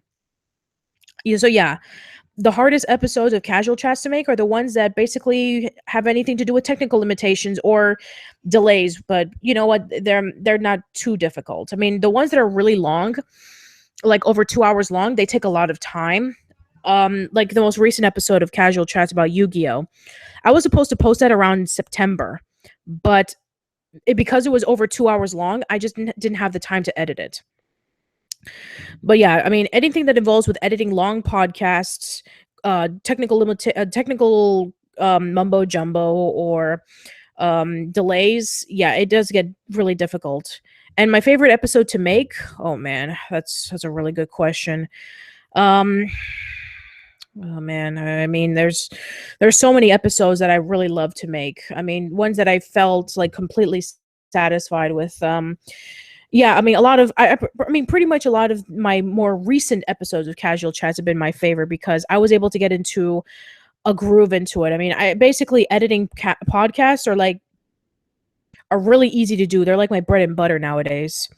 So yeah, I mean, I can't really decide what have been my favorite casual chats podcast that I made because a lot of them are so much fun to do. I really love the process of editing and hearing the audio again to see how well it turns out. Let's see. What is my favorite and least favorite Don Bluth movie? Good question. Let's see. My favorite Don Bluth movie is a tie between Land Before Time and All Dogs Go to Heaven. My least favorite, probably a tie between A Troll in Central Park and uh let's see. I mean, it's either Rockadoodle or Pebble and the Penguin. I recently listened to the Animated Anarchy podcast where they were discussing about the Pebble and the Penguin for Bluth month, Don Bluth month, and their discussion about Pebble and the Penguin is so hilarious because they were talking about how everything is over animated and there's a lot of obvious rotoscope, and they made Mike Rocco made Drake sound like Mr. Dink. Oh, it's so funny. So if you haven't listened to that, please go check it out. It's really please go check out Animated Anarchy. It's really funny. Have I seen Teletubbies? No, I have never seen Teletubbies. I was too old when that show came out. I think it was like around the late 90s, so I was like past 10. So no, I've never seen Teletubbies. Sorry. Do you think another Nickelodeon movie aside from SpongeBob will ever get a theatrical movie? At this point, I don't think so because, we haven't had a theatrical movie based off of another Nicktoon in ages. And I'm not counting Teenage Mutant Ninja Turtles because they have nothing to do with the TV show. So yeah, I mean, unless there's another massive hit for Nickelodeon, I don't think we're going to be seeing any movie based off of a Nickelodeon show anytime soon.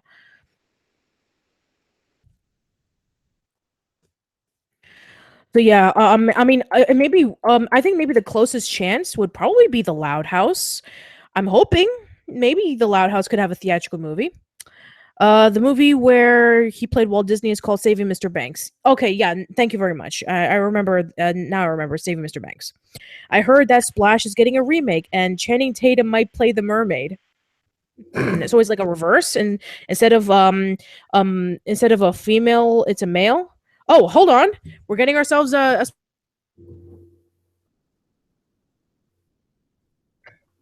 hello.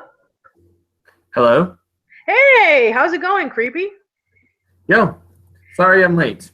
No, you're perfectly fine. So, hey everybody, we have ourselves a special guest. We have that long hair creepy guy who has been in our podcasts. He's been in our Avatar: The Last Airbender podcast. He was in our Back to the Future podcast, and he was in the Carmen Sandiego podcast. So, how you doing?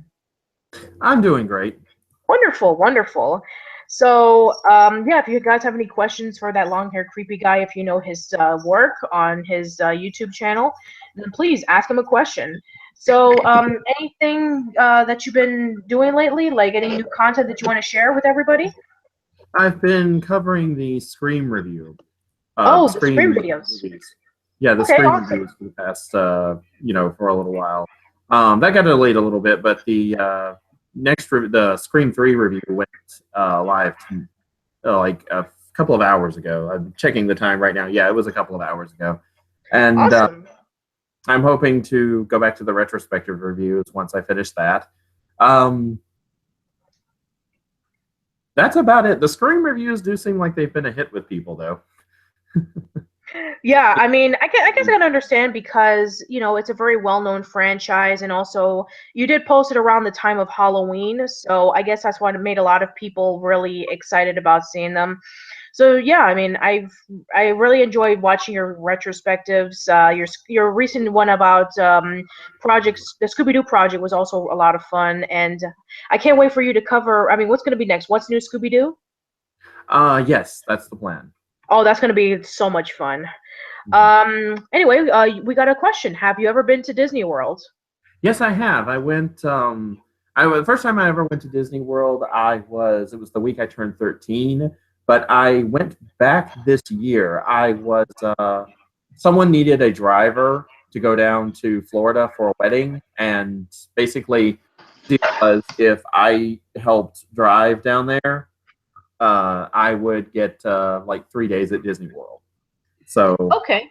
yeah, I was finally able to ride Space Mountain, which was something I wanted to do since I was a kid, and I had to do it the first time I was there. Nice. And as for me, yes, I have been to Disney World. I mean, even though I do live in Florida, I live like South Florida, so it takes a few hours for me to get to Orlando. But yes, I have been to Disney World at least 3 times. I haven't been there in so long, but hopefully by next year I will plan on going back there again. Okay, we have a question. Who is your favorite cartoon reviewer?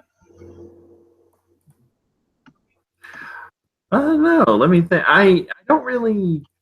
I don't watch reviews, unfortunately, nearly as much as I used to. More because of time than anything else. Just because, between doing my own reviews, and work and everything else, I have to try and do whatever I can do. I try and do that in the amount of space and time that I have. But there's the cartoon hero, of course. And you, and you, Patty. Thank you. And let's see. There's one on the tip of my tongue, and I know I'm gonna kick myself when I can't name. Oh, Y Boy. That's really bad because Y Boy, he also covers Scooby Doo, and he also does title cards for me. So yeah. Yeah, same thing. Same thing for me too. Y Boy does a few of my title cards as well, and I really do like his animated stuff. And it's pretty much the same here. I don't really watch a lot of reviews, like cartoon reviews, outside of our colleagues. I mean, your stuff on Scooby Doo and Gem are so much fun to watch. Thank you. I mean, I'm hoping sometime in the future. I mean, I know we briefly talked about this like a long time ago, but I'm hoping that maybe sometime in the future, maybe one day we can, collaborate on doing a Daria retrospective or something. Right. That would be because we were talking about that like a long time ago. That was a while back, but I do recall that. Yeah. Anyway, so let's see if we have any other questions. Walt Disney or Jim Henson? A little bit of both, actually. I can't really say that because Jim Henson's work, it tends to go a little bit more towards the surreal, and I'm kind of a weirdo anyway. So, there's the appeal for that. There's also a bit of but I grew up on Disney. I saw a lot of Disney movies as a kid, so that is something that I still have some fond memories of. So I don't really have a favorite of the two. I like. There are things in Disney that I like and things in Disney that I don't. But likewise, there's stuff that Jim Henson's done that he did that I'm a big fan of as well. So there you go. Yeah, I probably have to say a little bit of both as well, because each and every single one of them has done like really unique things in their own way. So let me see if I have any other questions. Let's see. Have you reviewed Scooby-Doo Mystery Inc.? No, he hasn't reviewed it yet. Yeah, I have not reviewed it yet. I get a lot of requests for that one, and I am looking forward to doing it. The reason I haven't reviewed it yet is because there's so much other stuff between here and there. But I am excited to finally cover Mystery Incorporated, because when I started watching Mystery Incorporated, I was so happy, and I was more or less, it had a few bumps here and there, but overall, I was ecstatic throughout the whole show because it felt like it did things that I personally, but also I think a lot of other people were wanting to see the franchise do, wanted to see happen in the franchise. And for that to finally happen after waiting for so long is gratifying, but it was done well on top of that. But I am looking forward to finally reviewing it. Yeah, I'm really looking forward to it as well. I mean, I really enjoyed Mystery Inc. when it first came out and all the cool things that it did. So yeah, I'm really looking forward to it. Okay, Patricia, if you can interview any dead celebrity, who would it be? Also, if you interviewed Lucille Ball, what would you ask her? Any dead celebrity? Oh man. Um, I would love to. I mean, if I had a chance, I would love to have interviewed. My two writing influences are Charles Dickens and John Steinbeck. So I would have loved to have gotten to get a hold of them to talk about like what were your. I mean, the majority of their experiences were based off of their books, but I would love to know more deeper into it. And as for Right. Lucille Ball, what wouldn't I ask her? What about you, Creepy? What dead celebrity would you like to ever interview in the future? I mean, like ever interview, I meant. Let's see. If I could interview a dead celebrity, um, well, the thing about it is that I can think of one. I can think of one right off the bat that I would love to, if not interview, then have a conversation with at the very least. The problem is the celebrity. He is very old, and not wishing him out the door or anything like that, but he's still alive. That would be Christopher Pike. He's an author that I grew up reading and that I was a real big fan of in my teens, but it was influential in me wanting to become an author myself. But as far as a dead celebrity goes, this might seem a little bit out of character for me, but I would actually want to interview like a really like a big name figure from classic Hollywood, like Marilyn Monroe or Fred Astaire or Ginger Rogers or someone like that. That would be Someone awesome. someone from a different age of Hollywood.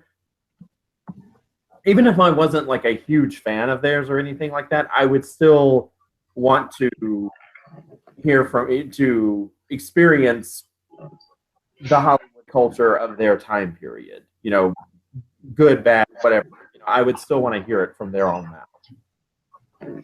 Yeah, definitely. Mm-hmm. And that may seem out of character for me because I don't comment or review or anything like that on movies from that era, but there was a certain glamour of that. The whole idea of Hollywood glamour was built up and codified from that time period. Oh yeah, and whenever my sister and I would be watching black and white movies on Netflix, she would always say like the people who are in those movies, they have a class that isn't around in current Hollywood anymore. Mm-mm. So yeah, that's definitely those are really good answers. Yeah. Let's see. Question for me: stupidest decision ever made by Nickelodeon? Probably all those ideas that had good potential, like all those shows that pretty much were rejected. So yeah, I was dumb. Okay. Did you know that Joe Murray is going to make another show? It's going to be airing on PBS Kids. Oh, cool. Similar to how Craig Bartlett when he did Dinosaur Train and Ready Jet Go. So awesome. Let's see. Did you hear rumors Girl Meets World might be ending? No, I did not. Mostly because that I haven't really been catching up with Girl Meets World. I've been preoccupied with a whole bunch of other stuff. Anyway, so if you guys have any questions for Creepy, please leave it in the chat. Anyway, so anything coming up in the holidays? Just probably more retrospectives. Although I have been speaking with Yama, Kurt, who does the voice of Chibi Thulu. There's a movie that he's been wanting for us to review together for a couple of years now, and he's finally wore me down into doing it. It's the edition of the Christmas. It's the movie edition of the Christmas Carol, starring Patrick Stewart. Oh, I knew it. I knew he was been talking about that for a long time. That is a movie that we actually own as well, and my family likes to see that every year. And there's that, and It's a Wonderful Life, and White Christmas with Bing Crosby, and even though this is not an official Christmas movie, but the Laurel and Hardy where they're in the Toyland, I think. So yeah. Mm-hmm.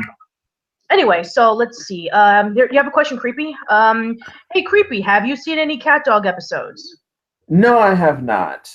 Cat Dog was around the time I was beginning to drift away from Nickelodeon a little bit, like not altogether, not like in a sever ties forever sort of way. Just it wasn't a show that I saw previews for it and I was like, whatever, maybe, and I never picked it up. I think the last show from Nickelodeon that I got really, really heavily into, and I mean, like, majorly obsessed with, like, where I would check to see whenever the new episode was coming out, and I would watch old episodes when they were rerun, was Danny Phantom. Yeah. What about Avatar? Yeah. Well, Avatar goes without saying. Yeah, definitely. Okay. We got some other questions. Let's see. Is it me or do all your live streams have a guest? Well, again, the reason why is because I asked people if they're interested in joining. Unlike Arun's case, in which he saw me and is like, "Hey, can I join?" And I was like, "Okay, sure." Is it possible one of your subscribers like me can be a guest on a live stream? Maybe sometime in the future. I'll definitely have to see when will be a good time. Okay, for the both of us, what is your favorite Halloween special? Oh, come on. This has got to be an easy one. Garfield. The Garfield Halloween special. Yeah, that's a good special as well. Yeah, I mean, let's see. Yeah, I mean, that was always one of my favorite specials as a kid. I was really excited when you and Kurt covered that because I hadn't thought about it in so long. And then when I eventually saw it, I got super excited. And I'm like, oh man, I've forgotten that I used to like watching the Garfield Halloween special because I liked watching Garfield and Friends. And then I rewatched it as soon as I was done watching your review of it. And then I remembered how much of a good special that was. Mm-hmm. But yeah, I mean, for me, I mean, I guess Halloweeny from Pete and P will probably have to be my favorite Halloween special. Okay, Marlena Mook says, what is your favorite Christmas song? It's Christmas at Ground Zero by Weird Al Yankovic. That's awesome. I don't know what my favorite Christmas song is.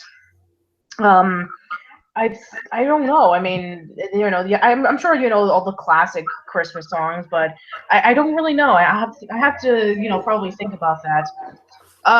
Patricia, have you ever considered doing a Rankin Bass podcast for Christmas?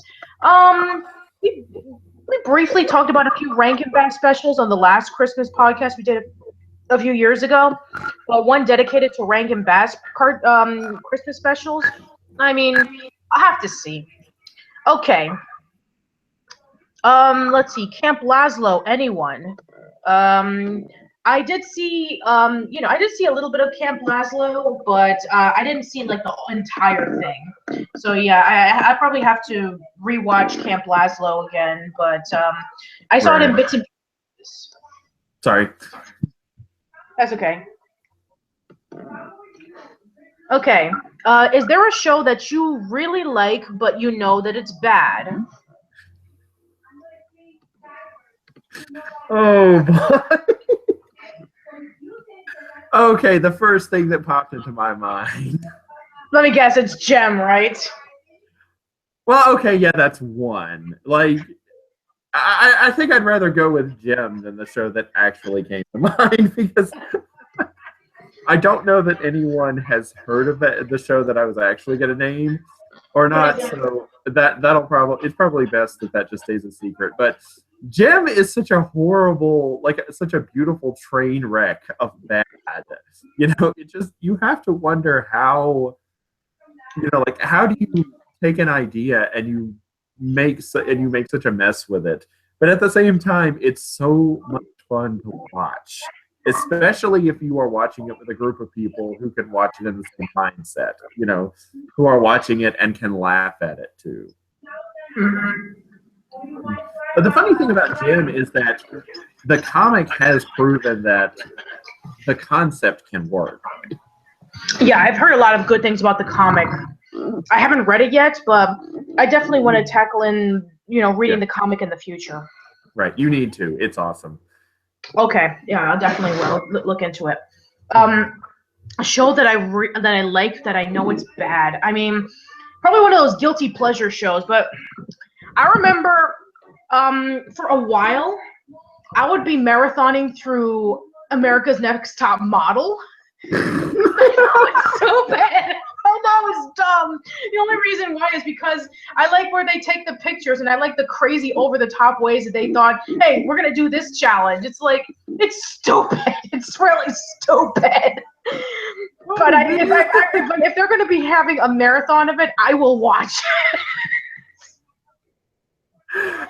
That I did not see coming. I know, but then again, I mean, before you did the retrospective, I wouldn't think that you would talk about Gem. Well, is it because of how bad the show is, or is it because I'm a guy? Because how bad this show is. I mean, in this day and age, a show, where guys watch a show that is for little girls. I mean, come on. At this point, who cares? Because oh my God, I was gonna say that. Okay, I have to tell you this really funny story. For those who already know about this, I apologize, but I was in I was in Florida SuperCon, and there was a huge line for Tara Strong.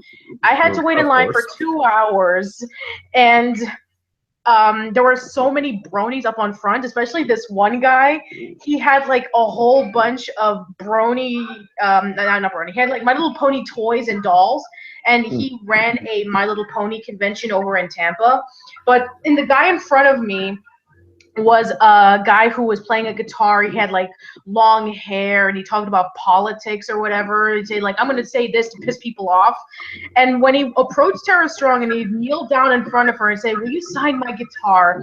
And then, and then she did like the Twilight Sparkle voice. And then he said, would you do Bubbles for me? She whispered something in his ear as Bubbles, and he screamed like a girl. It was awesome. That is awesome. Thank you. And then the brony, the guy who's the brony, he basically was like there for 5 minutes. Tara Strong basically signed every single My Little Pony toy that was in its original box, and then Tara did the Twilight Sparkle voice, and he freaked out. He was like in his 30s, and he freaked out. And there was a little girl in the back who was dressed like Rainbow Dash, and she was looking at her mom. It's like, what's wrong with her? Hello, irony, it's for you. That's still one of my favorite convention moments ever. Yes, okay. Okay. Have you ever seen A Dose of Buckley? No, I've never heard of him. That's a new one for me. I don't recall that one. Sorry. Yeah, sorry. Any favorite Pixar movie? Mine is Toy Story. Yeah, let's see. I at Kurt's insistence, I watched Wall-E, and I was actually surprised at how good it was. I really liked it. And in fact, it was so good without even, like when the first half of the movie has no dialogue, but it's so good that when people actually start talking in it, it was kind of jarring for me. Yeah, I know. That's what a lot of people say about Wall-E. There was also Wreck-It Ralph. I really like that one. That's not a Pixar movie. That's a Disney movie. I know a lot of people get that confused. Yeah. My bad then. Yeah, I feel like kind of a bad geek now. Prepare the Freedom Squad. But yeah, that's a really tough one for me because I grew up with the Toy Story movies, and I like Toy Story. It's Toy Story 3 is a really good one. I like Ratatouille because it's really, I mean, it's about cooking, and I love to cook.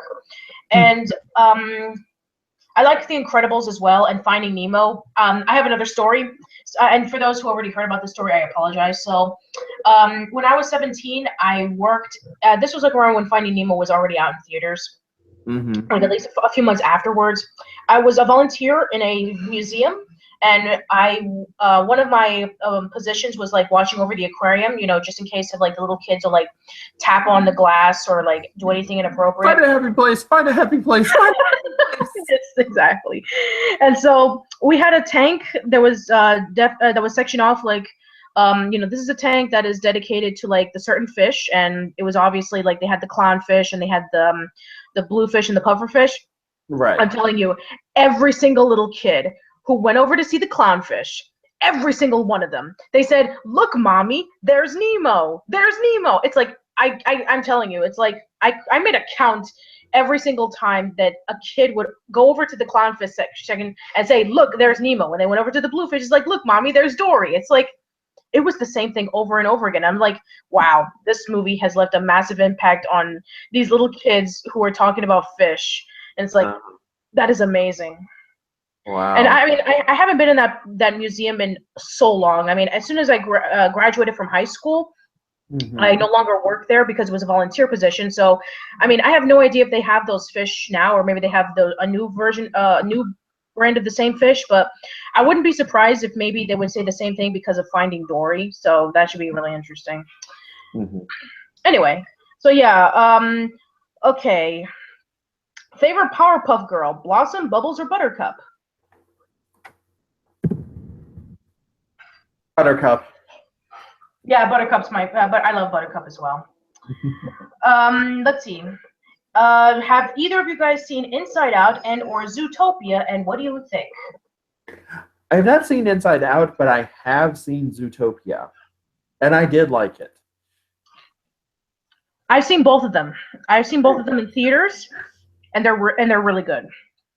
I remember when I saw the scenes of Inside Out, like toward the end, I was crying. My sister was crying. My cousin was crying. We were all crying. So yeah, I mean, there's a lot of sad moments in there. So yeah, be prepared. But yeah, both of those movies are really good. Good to know. Yeah, I think you'll like it. All right. Let's see. No other questions yet. So, do you have anything that you like to share with any other upcoming stuff? Well, I guess I can go ahead and drop this bomb. You mentioned maybe doing Daria one day together. It just so happens that if all goes according to plan, I say that because nothing ever seems to on my channel, but I will be doing a Daria retrospective starting early next year. I'm shooting for March. Awesome. Since next year, in 2017, that's the 20th anniversary of Daria being airing on MTV. It aired in March of 1997. Yes, so, that's right. So that's why I'm shooting for that. Awesome. Well, I can't wait to see it. Let's see. Go ahead. I'm sorry. What did you say? I said nothing. Go ahead. Okay. Let's see. Have you seen Finding Dory? No, I have not seen Finding Dory yet. I have not either. Although I've heard people say that it is good. Yeah, I heard the same thing. Yeah, I've heard a lot of people say it's good, so I probably will check it out in the future, maybe when it's on demand or something. So, right. Yeah. Anyway, let's see. Cat scratch anyone? I'm not entirely sure what that is. Cat scratch is a Nicktoon that came out in 2006. It was created by Tug Apple, who also created Earthworm Jim. It's about these three cats who inherit a house from their owner, and they basically do like a whole bunch of wacky shenanigans. It was actually based off of a comic called Gear, and it's very different from what the TV series would be. 2005. I'm sorry. Thank you. 2005. Anyway, so it's different from what the TV series would be, because I read the original comic, and it's a bit short, but I think it takes place in like a post-apocalyptic future, and Gear is actually supposed to be like a car mixed with like a robot, and it actually features 4 cats. Mm-hmm. And Yeah, it's a bit of it's a bit of a dark comedy kind of thing, and the original cat and Cat Scratch is absolutely nothing like it. The only thing that is really close to it is like the cats, which there's Gordon Waffle, and there's the third one, which his name is Mr. Blick, but in the comics his name was Mr. Black, which I can understand why they changed it. And then there's the car which they drive, which is like a truck, which is called Gear, and that's pretty much everything. That's pretty much it. What is similar to the comic. And I really do like Cat Scratch because it's so incredibly insane. I mean, but then again, this is Doug TenNapel we're talking about. This is the same guy who thought that an earthworm going into space, fighting off a giant slug for a butt, is awesome, which it is, but it's like normal. Right. And the princess is named What's Her Face. Uh-huh. So yeah, yeah. I mean, it's one of the shortest Nicktoons. It only lasted for 20 episodes when it was canceled. So. Nice. Yeah, if you want to go check that out, maybe in the future. I mean, it's a pretty interesting watch. Okay, let's see. We have another question. Is there any place in the world that you would like to go to but you haven't been?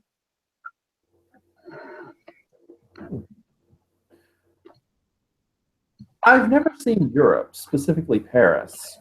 There's actually a lot of places that I've always wanted to. When I was growing up, I always dreamed about traveling a lot. That was something I really wanted to do, was be able to just go places, essentially. So Same here. I'd like to see, I'd like to, do a tour of Europe, really. Just, go to Spain, Paris, Italy, maybe go up to Britain, go through the Channel and the English Channel and see the British Isles and so forth. Yeah, my sister went to Spain and Italy for for her school. She was going to doing some international classes, and she stayed in Spain for about a month, and then for like one weekend she traveled over to Italy. Yeah, she said it was really beautiful, and she showed me like a whole bunch of pictures, and she even got me a little Roman Colosseum, one of those little little figurines that you get in the gift shop. So yeah, right. I'm just putting it down. Let's see. As for me, and I'm jealous of you, Creepy, because I've always wanted to go to Japan, and you and Decker went over to Japan, and I've always wanted to go to Japan. Yeah, I would like to go back again, because I even yeah, I mean, I wouldn't know where to start. Yeah, I still didn't get to see all of Japan, so to go back.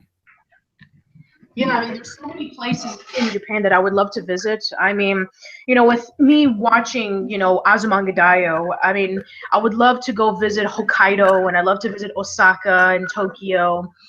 I mean, those are the places that I want to visit if I were to have a chance to go to Japan, and also Europe. I mean, I want to go over to, to Italy and France and Spain and a whole bunch of places. So yeah, I would love to to see those kind of places as well. Okay, next question. Disney or Universal? Of the two, if I could only have one, I would pick Disney, but I would still like to see Universal Studios one day.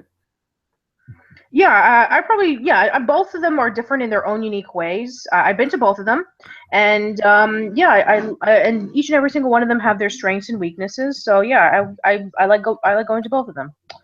Okay, both. Do you like Tough Puppy? Tough Puppy's, it's all right. It was a bit of a letdown for me because considering that the previous show was Danny Phantom, and how I felt that it was a much bigger improvement to Fairly Odd Parents, it's like, oh, it's a big step backwards. Yeah, it's a bit of a step back. So yeah. How about you? What do you like, Tough Puppy? Not really. Sorry, I don't have much to say about it other than just.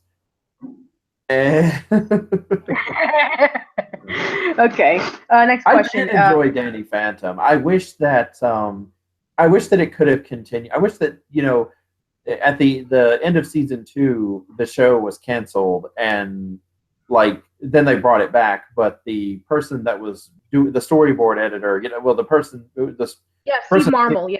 yeah, who was in charge of the writing the episodes and whatnot, he had this whole thing planned out, I think, for like 2 more seasons, and they didn't. Oh, Butch Hartman, yeah, Butch Hartman, but sorry. Yeah, they brought Butch Hartman back, but they didn't bring this other guy back, and then Steve Marmol, yeah, he left, and he left, and and season 3 just basically became like a colossal mess. Everything was so rushed. Yes, Phantom Planet is a prime example about how the entire movie was a rushed mess, but at least the ending was satisfying. The Phantom Planet feels like a good idea that, because of poor planning and rushing through it, goes horribly wrong. Yeah, it's a shame too. It sums up the whole season. But I did enjoy, the first 2 seasons. Season 2 is my favorite because it had some of the best episodes, especially the 2-parters. Yes, I agree. Mm-hmm. But that wasn't really what people were asking, and that's my fault. Sorry about that. No, it's okay. Speaking of Danny Phantom, we have another question about that. Uh-huh. Oh, sorry about the chewing, by the way. I'm just finishing up dinner. Okay. If Danny and Sam... Can't speak for everybody. Okay. If Danny and Sam from Danny Phantom had kids, do you think they would inherit Danny's ghost powers? I don't see why they wouldn't necessarily. One idea that I felt the season 2 introduced, but it didn't really go anywhere, in part because she was introduced at the end of season 2, was Danny, as Vlad puts it, this Danny Phantom. In other words, is sort of in vitro. She's a clone of his, but not at the same time. She was like an in vitro twin that was grown several years later, and she was a girl version of Danny, and she had ghost powers. And I really wasn't too crazy about that idea. Yeah, I actually thought that the idea had merit. I think again, the idea was an interesting one, but the execution was just, it was kind of annoying. I would have liked to have seen some more done with her. I feel like the character could have been awesome. It's just that nothing really came of it, which is unfortunate, I feel like. I guess, to be fair enough. A next generation of Danny Phantom wouldn't be a bad thing. Yeah, it wouldn't be at all, especially since, I guess if the 2016 Ghostbusters would have been more of a critical success, maybe we would have had more of a better shot of maybe Danny Phantom coming back. I mean, I know we're having a new Ghostbusters animated series, but, hopefully that'll give people the suggestion about, hey, bring back Danny Phantom. Mm-hmm. Anyway, so... speaking of, we have another Danny Phantom question. If Danny Phantom does come back, how do you think it would continue? Would it continue after Phantom Planet or before season 3 happened? Personally, I would prefer for it to pick up after season 2 and just kind of pretend like season 3 didn't happen. I would just assume, can we just pretend that season 3 doesn't exist, overall? And I'll tell you one thing about season 3 that really annoys me, and that is, okay, however I feel about this particular subject, we did not need half of season 3 to consist of episodes teasing that Danny and Sam were going to hook up at the end. Yeah, that was annoying. That was unnecessary. It was annoying enough when they did it in season 1 and season 2. And then by season 3, it was just like they were trying to get people to hate it. But, that's true. Yeah, but it would be interesting if they could take the original ideas and take it in the direction that they were wanting to send it, back like over a decade ago. Mm-hmm. Well, at this point, Butch Hartman did that drawing of what would the characters of Danny Phantom would look like 10 years after the series. So, maybe, and trust me, Danny Phantom still has a huge audience. So maybe at some point, maybe we will see a continuation. That would be cool. All right. Do you like The Simpsons? I do. I haven't gotten as heavy into a lot of the new seasons, especially even the ones that have been done in the last 6 years or so. Because though I have heard that the aughts, the 2000s, those seasons are pretty, like they have one or two good episodes in them, but overall they're not good. Period. But like the show was Mhm. starting to pick up again after 2010. It was starting to be on the rise again. But personally, for me, the as far as quality, the best Simpson episodes are from the 90s. It are Yeah, they are.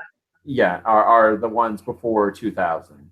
But there was like I think it was a 2001 episode. It was called Trilogy of Errors, and I actually did really like that episode. It's kind of a Rashomon style tale where it's told from the perspective of different members of the Simpson family, and you're basically seeing the same day happen three different times, but you're seeing it happen from the perspective of three different characters, and that to me that's really interesting. Yeah, Yeah, it but is very interesting. I overall I prefer the classic episodes, the old school ones. A lot of people do. Okay, next question we have. Have you seen the long-running PBS kids show Arthur? I saw some of the Arthur books, and I don't know if a lot of people know this, but yeah, it was a book series before it became an animated series. Um, the Arthur series did not air in the area where I lived in for a long time. I don't. It wasn't. If unless I am wrong, and I don't think I am, it wasn't airing at first for a long time in in like I said, we lived out on a farm out in the middle of nowhere. We only had a few channels, but it didn't air on the PBS channel, that we got. But I want to say that it did start airing eventually, but by that point, I think I might have been in high school or like like in my 20s, something like that. But I don't remember how old I was, but I do know that I was way outside the target demographic. And by that point, I was just kind of like, oh, I remember, it was more just like I saw it in passing and I was like, I remember this. This is based off of those old books, that they used to have. So yeah, that's kind of as far as my knowledge of it goes. Yeah, I was first introduced to the books to it as well, and then eventually I did see the TV series, and yeah, this was like one of those cases in which, it was the slice of life cartoons that were becoming more popular around the late '90s, and I did watch the series until I think maybe when I was in like the middle of high school. I pretty much stopped, and I haven't watched it ever since. But yeah, I was first introduced to it in the books because I don't know if you had this in your school, but Scholastic Book Fair, Scholastic would used to have book fairs, and they had like various books, and Arthur would probably be like one of them that I would read. The weekly reader. Well, that we had something like that. We would have book fairs that came like once a year, but when we were in elementary school, we had something called a weekly reader, and it was basically like this 4-page. Um, I can't really. It was too small to even be called a news magazine, but it was or a newspaper, but it was like 4 pages folded together, to form, well, actually 4 pages, but it formed like front and back. It was like 8 of them, but it would have books listed in them. It'd give a photo of the cover and a small blurb explaining what it was about. But the idea it was for it to encourage young people to read. And whenever those came through, I loved seeing them because, we didn't have a bookstore anywhere near us. So that was that was like one of the best ways to get books that library was to order, to take that home and beg my mom to, get, buy the books that I had marked as the ones I wanted, buy those from, from the, excuse me, sorry about that, buy them from the subscription.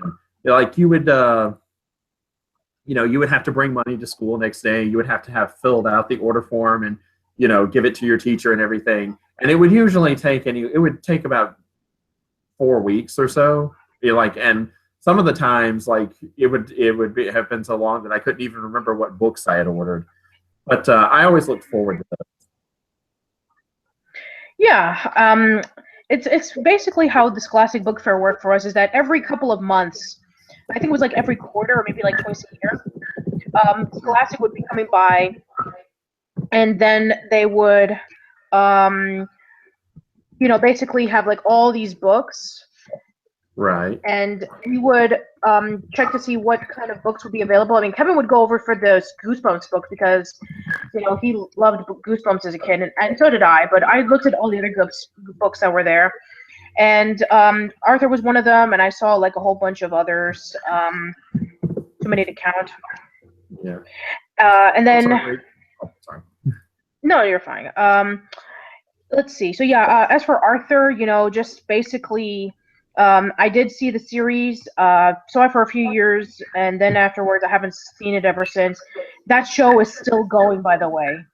The Simpsons are still going, so there you go. Yeah, I know. I mean, yeah, that show has been airing since 1996, and it's still going. Simpsons is the same, SpongeBob is the same. It's like, holy crap. All right. Okay, next question. Let's see. What book do you think could be made into an amazing TV show?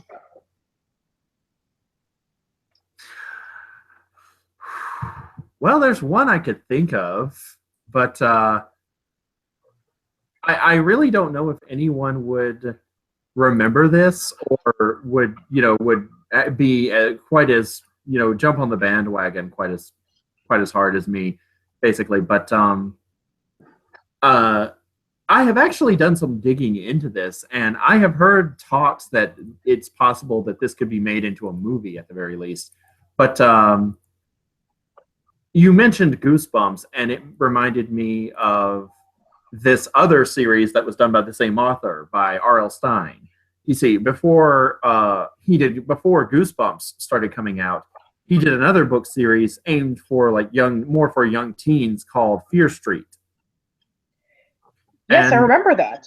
Yeah, and I have heard that because Goosebumps, the movie, was so successful, and because it's made people nostalgic for the Goosebumps TV show, there are actually talks that they might make a Fear Street movie or a Fear Street TV series. And I am one of those people who I'm like, yeah, I would probably watch that. Like, even if it was even if it was awful. Even if, no matter how bad this was, I would go and see it because I can remember a time when I loved Fear Street, like really loved Fear Street. Yeah. Let's see. Did you know R.L. Stine was also a head writer for Eureka's Castle? Yes, I did know that. Yes, I did know that. Yes, I always thought that was so weird because I read the books. It's funny. And then I heard he was a writer for Eureka's Castle. That is just like, I'm like, oh, those poor children. Yeah, to be fair, this was like years before he even did Fear Street and Goosebumps. But yeah, I mean, it was. But yeah, and when we met Cheryl Blaylock when a few years ago when I was visiting New York City, she was talking about how, he was known as Jovial Bob, and yeah, he and Kit Laybourne, they would be talking about like the newest episodes for Eureka's Castle, and apparently, Batley, who was the Bat character, right? R.L. Stine based that off of his son Matt, and because Matt would always be walking and then he would trip on the floor, and he would say, "I meant to do that," and so he put that into Batley. That was awesome. That is hilarious. Oh my god.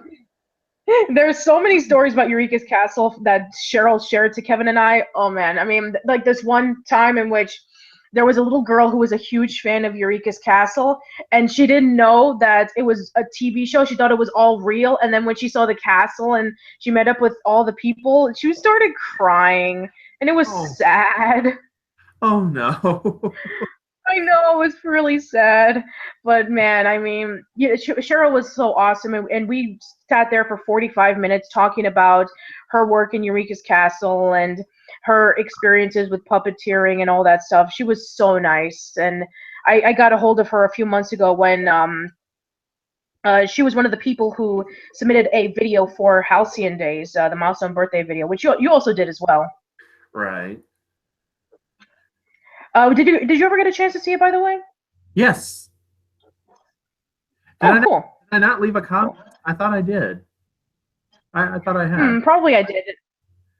You probably did. I probably just didn't look through it. Like maybe it's been a while. Then again. My all right. I'm sorry about that. If I didn't leave a comment, I apologize. I thought I had. Because you probably did. Yeah, you probably did. If I haven't, okay. Let's leave it at that. Okay, no problem. Okay, let's see. Magic Treehouse would be interesting for a TV show. I've never heard of Magic Treehouse. I have heard of it, but I've never seen it. There were a lot of shows. Again, like I said, we lived out in the middle of nowhere, so there was no, cable and this was back when satellites were not the small things that fit on your top of your houses. These were the big, clunky dishes that you had to put in your backyard and had to have like an acre almost of space to set it down in. But there were a lot of kids shows that I didn't get to watch simply because they weren't available in the area where I grew up. Yeah. Oh, who remembers Lamb Chop? I do. I used to watch Lamb Chop's play along when I was a kid. Same here. I remember that ending theme song. It was like every time I would listen to it, it would get stuck in my head. Same thing. And it's pretty cool because I know that Sherry Lewis's daughter Mallory, she's continuing on the Lamb Chop legacy, and she sounds so much like her mother. I mean, when she performs as Lamb Chop, it's uncanny. Wow. You look up her stuff on YouTube, and when she talks as Lamb Chop and as Hush Puppy, it sounds so similar to how Sherry did it. It's amazing. That would be cool. It would be kind of creepy, but it would also be really cool. No, it is awesome. No, check it out. Let's see. There was another show adapted from a book series. It's called Clifford the Big Red Dog. I do know that Clifford did have an animated series, and I know that let's see. It was on PBS, and it was like around the early 2000s, I think. And I think it was John Ritter who was Clifford, and Cree Summer and Kel Mitchell were in it, but I've never seen it. I think this was like way after my time, and definitely for creepy as well. But yeah, I do know about it. I do know that it exists, but I've never seen it. I just know that those voice actors were in the TV series. I do know that it was it was a series of books for kids, and they made it into a TV show. Yeah. Okay. Let's see. Speaking of books, when are you gonna write your next book? I'm working on a couple of them right now. Awesome. Anyone that you want to talk about? There's one I've been pecking at throughout the year, and I've passed a few days. I've made a lot of headway on it. The title of it is A Witch in Transylvania. Cool. That's awesome. Yeah. So yeah, I mean, that sounds really awesome, and I hope that it comes out pretty soon. Well, no, I'm sorry, Sammy. They're not doing a Lamb Chop TV revival. Mary Lewis, she travels around to various places, and she does performances as Lamb Chop. She does, she goes over to like carnivals and to zoos and theme parks, and she performs as Lamb Chop. And there's even one that is apparently that she even does late night shows with Lamb Chop for adults only.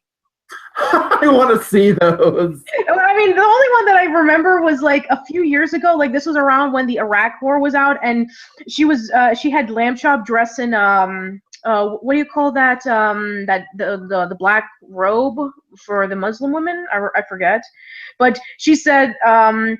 What was it like?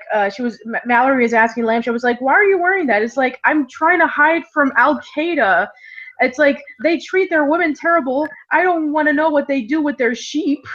And it's like, why can't? And then she was talking about, like, being the president of the United. I mean, I doubt that they do any swearing, but yeah, there's a YouTube clip if you want to go check it out. It's like, you have a lamb shop, play along kind of thing where it's for adults only, and there's only like 1 or 2 clips of it, but it's pretty hysterical. You should definitely check it out.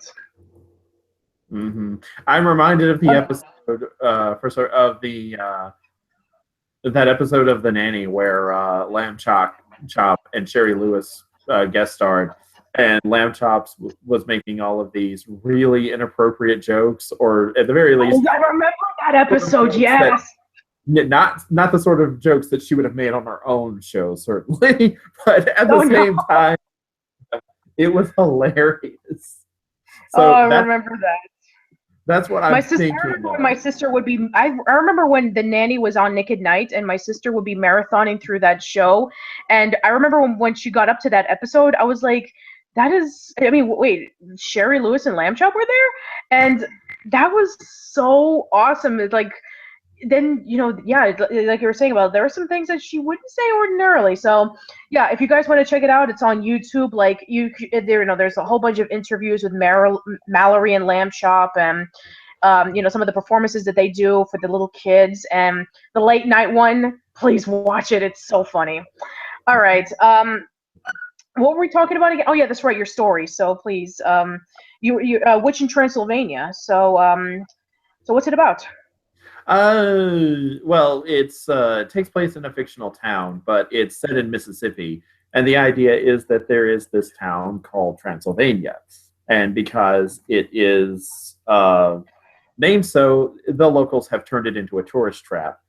But there's this guy who identifies as a witch, not as in identifies as female, but in the religious sense, identifies as a witch, and well, he lives with 4 aunts who run a bed and breakfast, and it kind of goes from there. Basically, just I don't want to give too much away, but it's one of those situations where normal life can be just as weird as anything supernatural.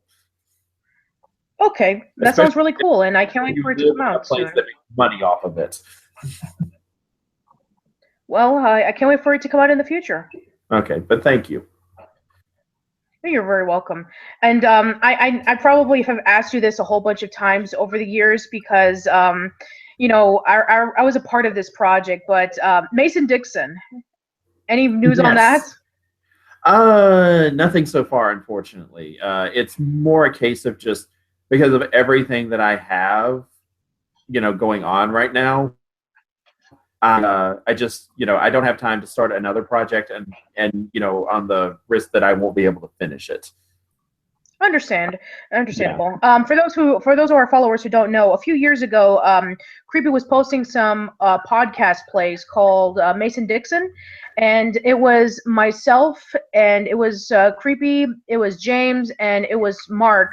We were the main 4 characters, and we had like about 2 or 3 episodes recorded. There was a 4th one, but but other than that, that happened around the same time that I started having problems with, like, the 4th episode was around the time I started having trouble with Blip, and then I had trouble with YouTube. So it was just one thing after another. Yeah, I remember. And then I was trying to get really help. Oh, sorry, go on.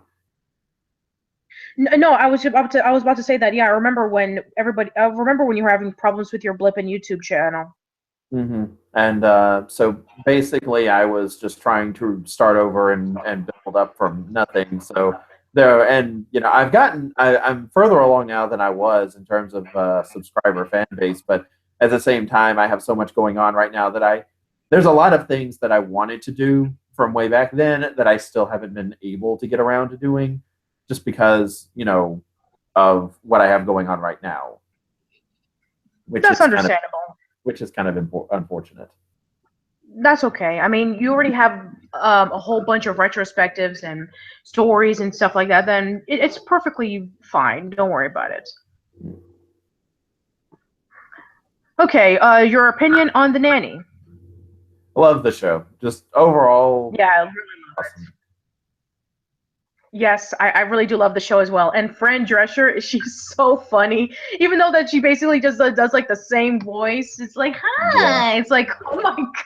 She's so funny, and everybody else is great.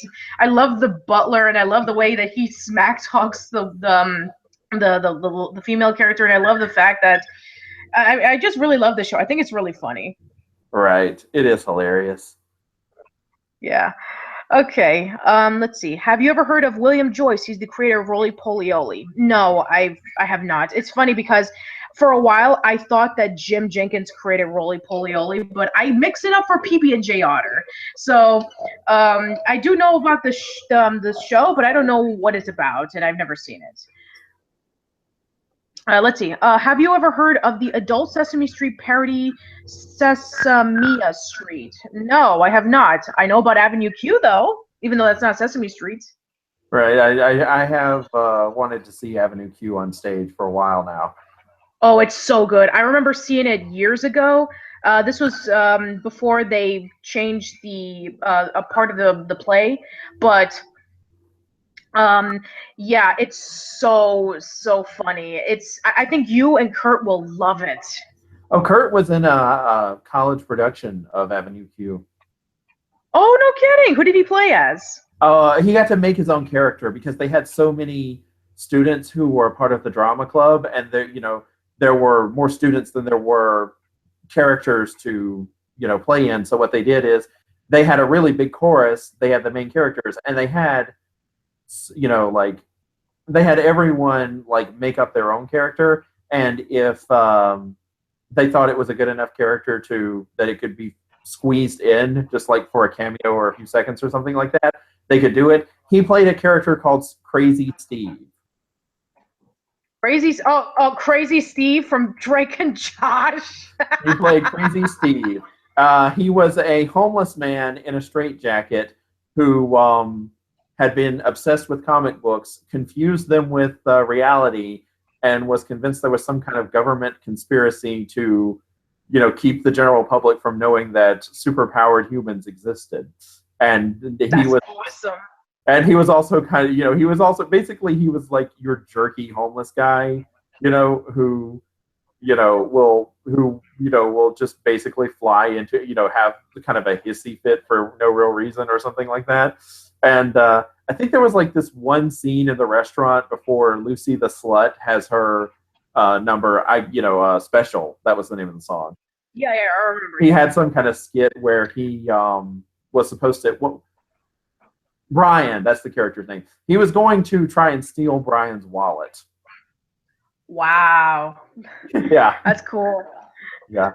Anyways, that sounds really awesome. But yeah. Oddly enough, now that he's been in the play, he can't listen to the soundtrack anymore because he had to rehearse it so many times. Oh, geez. It's funny because right even before I saw of Avenue Q, I remember there were so many videos of people reenacting or dancing to the internet for porn.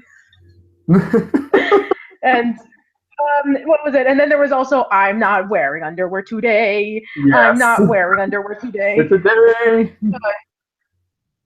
Yeah, but oh my god, I remember that was freaking everywhere.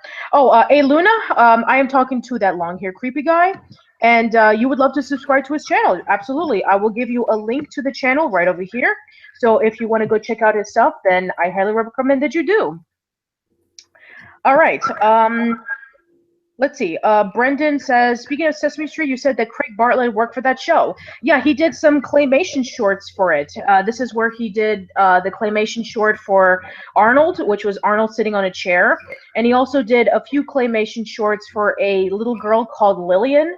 There was one about where the little girl Lillian has like a baby sister, and she was really frustrated about the baby sister because she was getting all the attention or something. And yeah, then she learned about like calming herself down because she was getting really frustrated. So yeah, Craig Bartlett did do a few claymation shorts for Sesame Street. Definitely around the earlier time. This was like right after he left Pee Wee's Playhouse and during the time he was writing for Rugrats. So yeah, I briefly mentioned about this in my Origins of Arnold video. Let's see. Next question. Do you like the TV show Friends? If so, who is your favorite character? Chandler Bing. To be fair, my sister is a massive fan of Friends. It's one of her favorite shows, but I have never seen Friends to completion. I've only seen like bits and pieces of it, but I really do need to watch through the show because I mean, she loves that show so much. I mean, that's probably like one of her favorite shows, but her favorite like TV show, it's a tie between like Roswell or Sex and the City. Mm-hmm. And oh wait, the link takes you to my channel? Let me take a look. Take you to Creepy's channel. So yeah, let me try that again. If you want to check out the Creepy's channel, let me just try that again. Let's see. Okay, I'm gonna try one more time. So yeah, I don't know if I can be able to do it on the chat. So if you could just go into YouTube and just type in that long-haired creepy guy, you'll be able to find him. Have you seen that 70s show? And if so, what are your thoughts on it? I have seen that 70s show. Again, I've only seen it like various bits and pieces, but from what I saw of it, I thought it was pretty good. I saw a little bit of it. I didn't see the whole show all the way to completion, but I think the character I remember most was Fez. Yeah, everybody makes a lot of jokes about Fez and Red especially, because he's so pissed off about everything. Mm-hmm. And Kelso, because this was like around when Ashton Kutcher was starting in his career, as well as Mila Kunis. And yeah, I've only saw bits and pieces of it, so I haven't seen it all the way through. But so yeah, I mean, from what I saw of it, I thought it was pretty good. Okay, do you like Wow Wow Wubsy? If you don't, then that's okay. I've only seen bits and pieces of Wow Wow Wubsy because I thought I was going to be reviewing it because, as far as I know, that's the only preschool show that is executive produced by Frederator Studios. Mm-hmm. But unfortunately, I wasn't able to say a lot about it because it's a preschool show, and the one thing that I did take away from it was that the Christmas song and the Halloween song are pretty fun, and the colors and the animation are really nice. But I haven't seen a lot of the show, but I do like some of the music. So that's all I have to say about it. And of course, Gray Delisle Griffin is awesome as always. Oh, and you're welcome, Luna. I hope that you enjoy Creepy's channel and all the cool stuff that he has.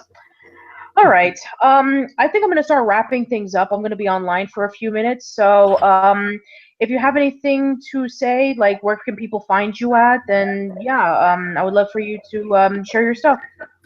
I'm on Twitter. I'm on Facebook. I'm on YouTube, of course, and I'm on Manic Expression. So I can be found in any of those places. Just like she said, Google, do a search for that long-haired creepy guy, and you'll find me. Awesome. Well, Creepy, thank you so much for hanging out on this live stream podcast in honor of my podcast 4-year anniversary. You are really awesome, and just continue with your awesome work. Thank you. Thank you for having me. I apologize again for being late. No, don't worry about it. It's perfectly fine. Usually, I have lateness with lateness. Well, thank you so much, and hopefully we can catch up real soon. Okay. Next time, please bring next time bring Kurt. I think he'll love doing this. I wish I could have. I'm sure he would have wanted to be here. Unfortunately, like I was speaking to him earlier, but then he had to go, so it just wasn't in the stars this time. But I'm sure he will enjoy being on your show again soon because he did have fun the last time he was here. Oh, I've been trying to get a hold of Kurt on these podcasts for years, but for some reason he's just never around. But yeah, I want to have him again. Every time you have one, he already has something else he has to do. Like he was either in school or he had work or some other thing that always is in the way for some reason. Yeah, well, hopefully he'll be. I mean, hopefully I can have you guys again, and I would love to have Kindle and Seneca over in a podcast as well for us talking about something. Right. Oh, I'm sure we'll think of something. You can finally hear how Kendall and how Kendall and Kurt are always fighting with each other. You'll endure what I have to on a weekly basis. Oh, that should be so much fun. But seriously, thank you again, and I really do appreciate it. So you take care of yourself and have a happy holiday. You too. All right. Well, I think he is. Oh, you're still here? Hello? Okay, I think he's gone now. So, yeah, I'm gonna be staying on for about a few more minutes. Let me just read into the rest of your questions. Um, yeah, I'm gonna be staying for a few more minutes longer. So, uh, hold on. Oh, he's just saying, yeah, that was creepy. He just signed out. He said, "Thank you for having me. It was fun." So yeah, we'll definitely have creepy again in maybe another podcast, whether it be live stream or whether it be just a regular episode of Casual Chats. But okay, so let me just see if I have any other questions. So let me just plug in my microphone again. Hold on.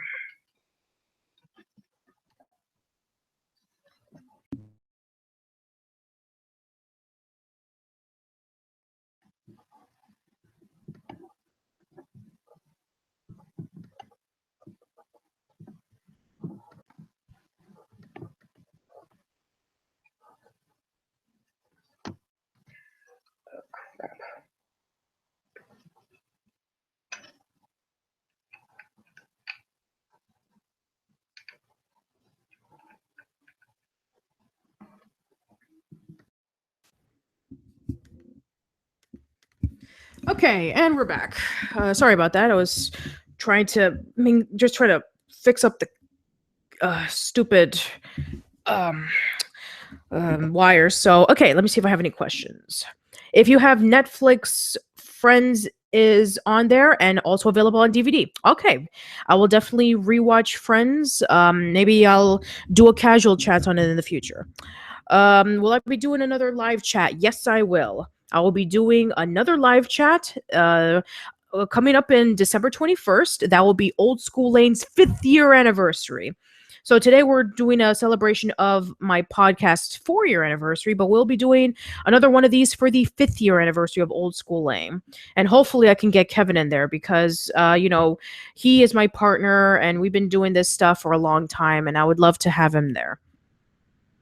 Anyway, so yeah, I'm gonna be around for a few more minutes, and I'm gonna be discussing about like, yeah, would have been my. I guess I'll finish off my story of me doing these podcasts. So, um, with casual chats, basically, we would think about various topics that we want to cover, topics that we haven't either talked about in a really long time, or if there's a certain anniversary to something that we want to be able to express our memories to, which that's going to be for the next podcast, which is coming out on the 18th. That's going to be this Friday, where we discuss. I'm going to be having two special guests. I'm going to be having Jim Bevan, who's been in a handful of podcasts.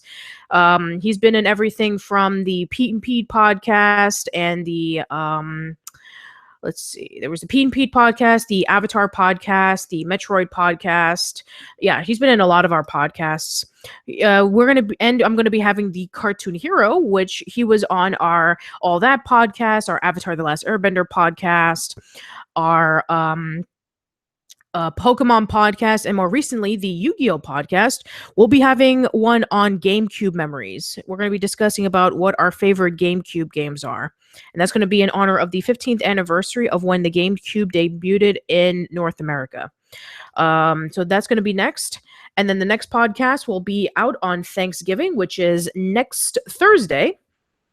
And that's going to be on the Amblimation trilogy with Taylor Wyatt, aka Y Boy from Toongren, and Jaime Tude from Pages, the guy who's behind from Pages to Pictures. Originally, we were going to have Nero in there, Nero, who's also a part of Toongren, and he would have been a first-time guest. Unfortunately, he was busy with a lot of errands, so he wasn't able to make it. But having Jaime Tude was a lot of fun. I have a question. What is your opinion on the Futurama episode "A Beast with a Billion Backs"? I don't think I've seen that one. I do remember. I mean, then again, I haven't rewatched Futurama in so long. I probably haven't seen it since the second run ended, so it's been a long time since I watched Futurama, like fresh in my mind. So I really need to have a marathon of me watching nothing but Futurama. But as of right now, um, I did promise myself that I was going to be rewatching or watching for the first time the Yu-Gi-Oh franchise. I mean, I've already finished rewatching the original Yu-Gi-Oh Japanese with English subtitles. I finished with that. And now I'm tackling in Yu-Gi-Oh! GX for the very first time. And so far, I've just reached the episode in which um, they are fighting off against the Seven Stars. That is the group that wants to have the key so they can be able to unlock this beast that is underground. And so far, I just finished watching the fight with Judai against Tanya, who's the Amazonian woman. So right now, the next episode is probably going to be focusing on maybe the next member of the Seven Star. I have no idea, so that should be really interesting. So yeah, at this point, I need to, choose like one show at a time that I'm going to be like sitting down and rewatching. That is, if I'm not busy with producing content. Which, by the way, um, then there's going to be a brand new video coming out tonight. I just finished editing it and I finished uploading it. Uploading it. Blech. Sorry, it's getting late. So yes, I'm finally going to be releasing the Hey Arnold video about the Veterans Day episode. It's going to be coming out as soon as I'm done recording this podcast. So if any of you guys have any other questions, then maybe I'll call it a night. Oh, what do you prefer, cartoons or live action shows? I like both. I like both of them for different reasons. So yeah, I love doing content for both cartoons and live action shows, and I love watching both live action shows, and I love watching cartoons. So I love both. If you can be on any Nickelodeon game show, what would it be? Either Double Dare or Legends of the Hidden Temple.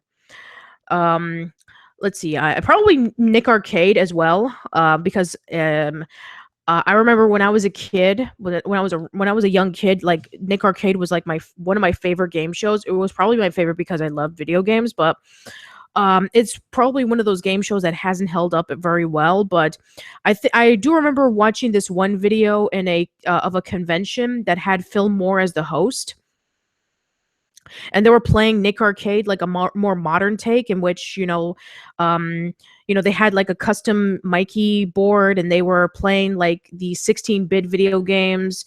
I would love it if maybe Nick Arcade could come back, but kind of update it, like play more modern games, and maybe have questions that are about video games. Like every time that Mikey would be in a particular board, like whether it be medieval or the neighborhood or outer space, I would love it if it would be focusing on maybe a genre of those games.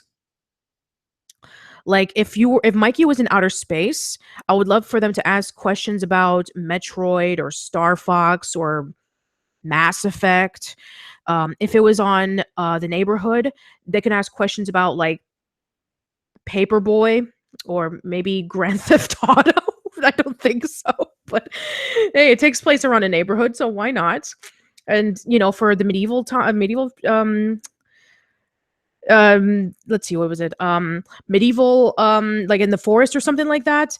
Do one on maybe like Legend of Zelda, or let's see what else. Just oh god, there's like any RPG or something. But yeah, I would love it if maybe they would kind of like do that direction, because I think it would be so cool. Oh, let's see. What is your favorite live action Nickelodeon show from the 90s till now? Okay.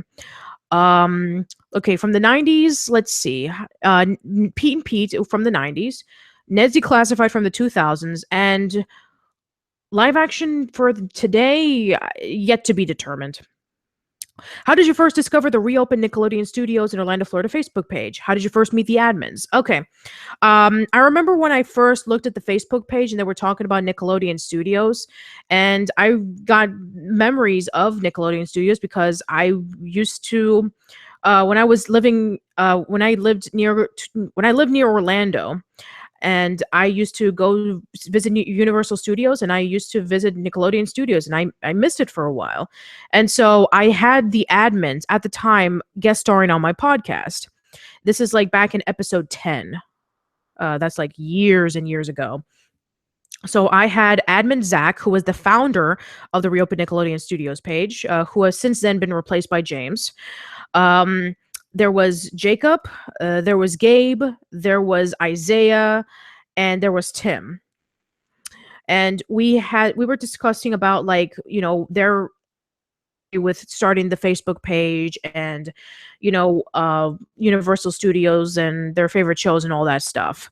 And eventually, a few months later, I was called in to be an admin when the podcast did very well. And I know that they were attempting of doing a podcast called the Nickelodeon podcast, and Jacob was the host, and they did like a handful of podcasts, and I wanted to help them out with their podcast. So that was how the Nickelodeon Slimecast podcast started out, in which every 2 weeks we would do a podcast. And for about maybe about 2 months, it worked out because we did it around May. And then when summertime was over, they had to go back to school. So it became a little bit harder. So yeah, that's how it all started. Okay, well, it's close to 11, so I'm going to wrap things up. So, guys, thank you so much for being with me for all these hours, and thank you for everything. Hopefully, you enjoy the live stream podcast. So, yeah, this is 4 years of casual chats. This will be episode 70. I hope that you guys enjoyed it. And yeah, I already told you about what the next upcoming podcasts are going to be. And right now, I'm going to stop, and I'm going to finish uploading and getting the Veterans Day episode for Hey Arnold up on the page. So that's it. Hope that you guys enjoy the rest of the stuff coming out throughout the remaining year. And thank you for everything, guys. You are awesome. And seriously, I mean, lasting for this long, for 4 years, I mean, we couldn't have done it without you. And trust me, we have some awesome stuff coming. In fact, for the end of the year, I have a really, really awesome announcement that's definitely going to be a huge change in the YouTube channel. So you know what? I'm going to leave it right there. So thank you guys so much, and hope to see you around soon. And thank you for everything. You guys are the best. So take care.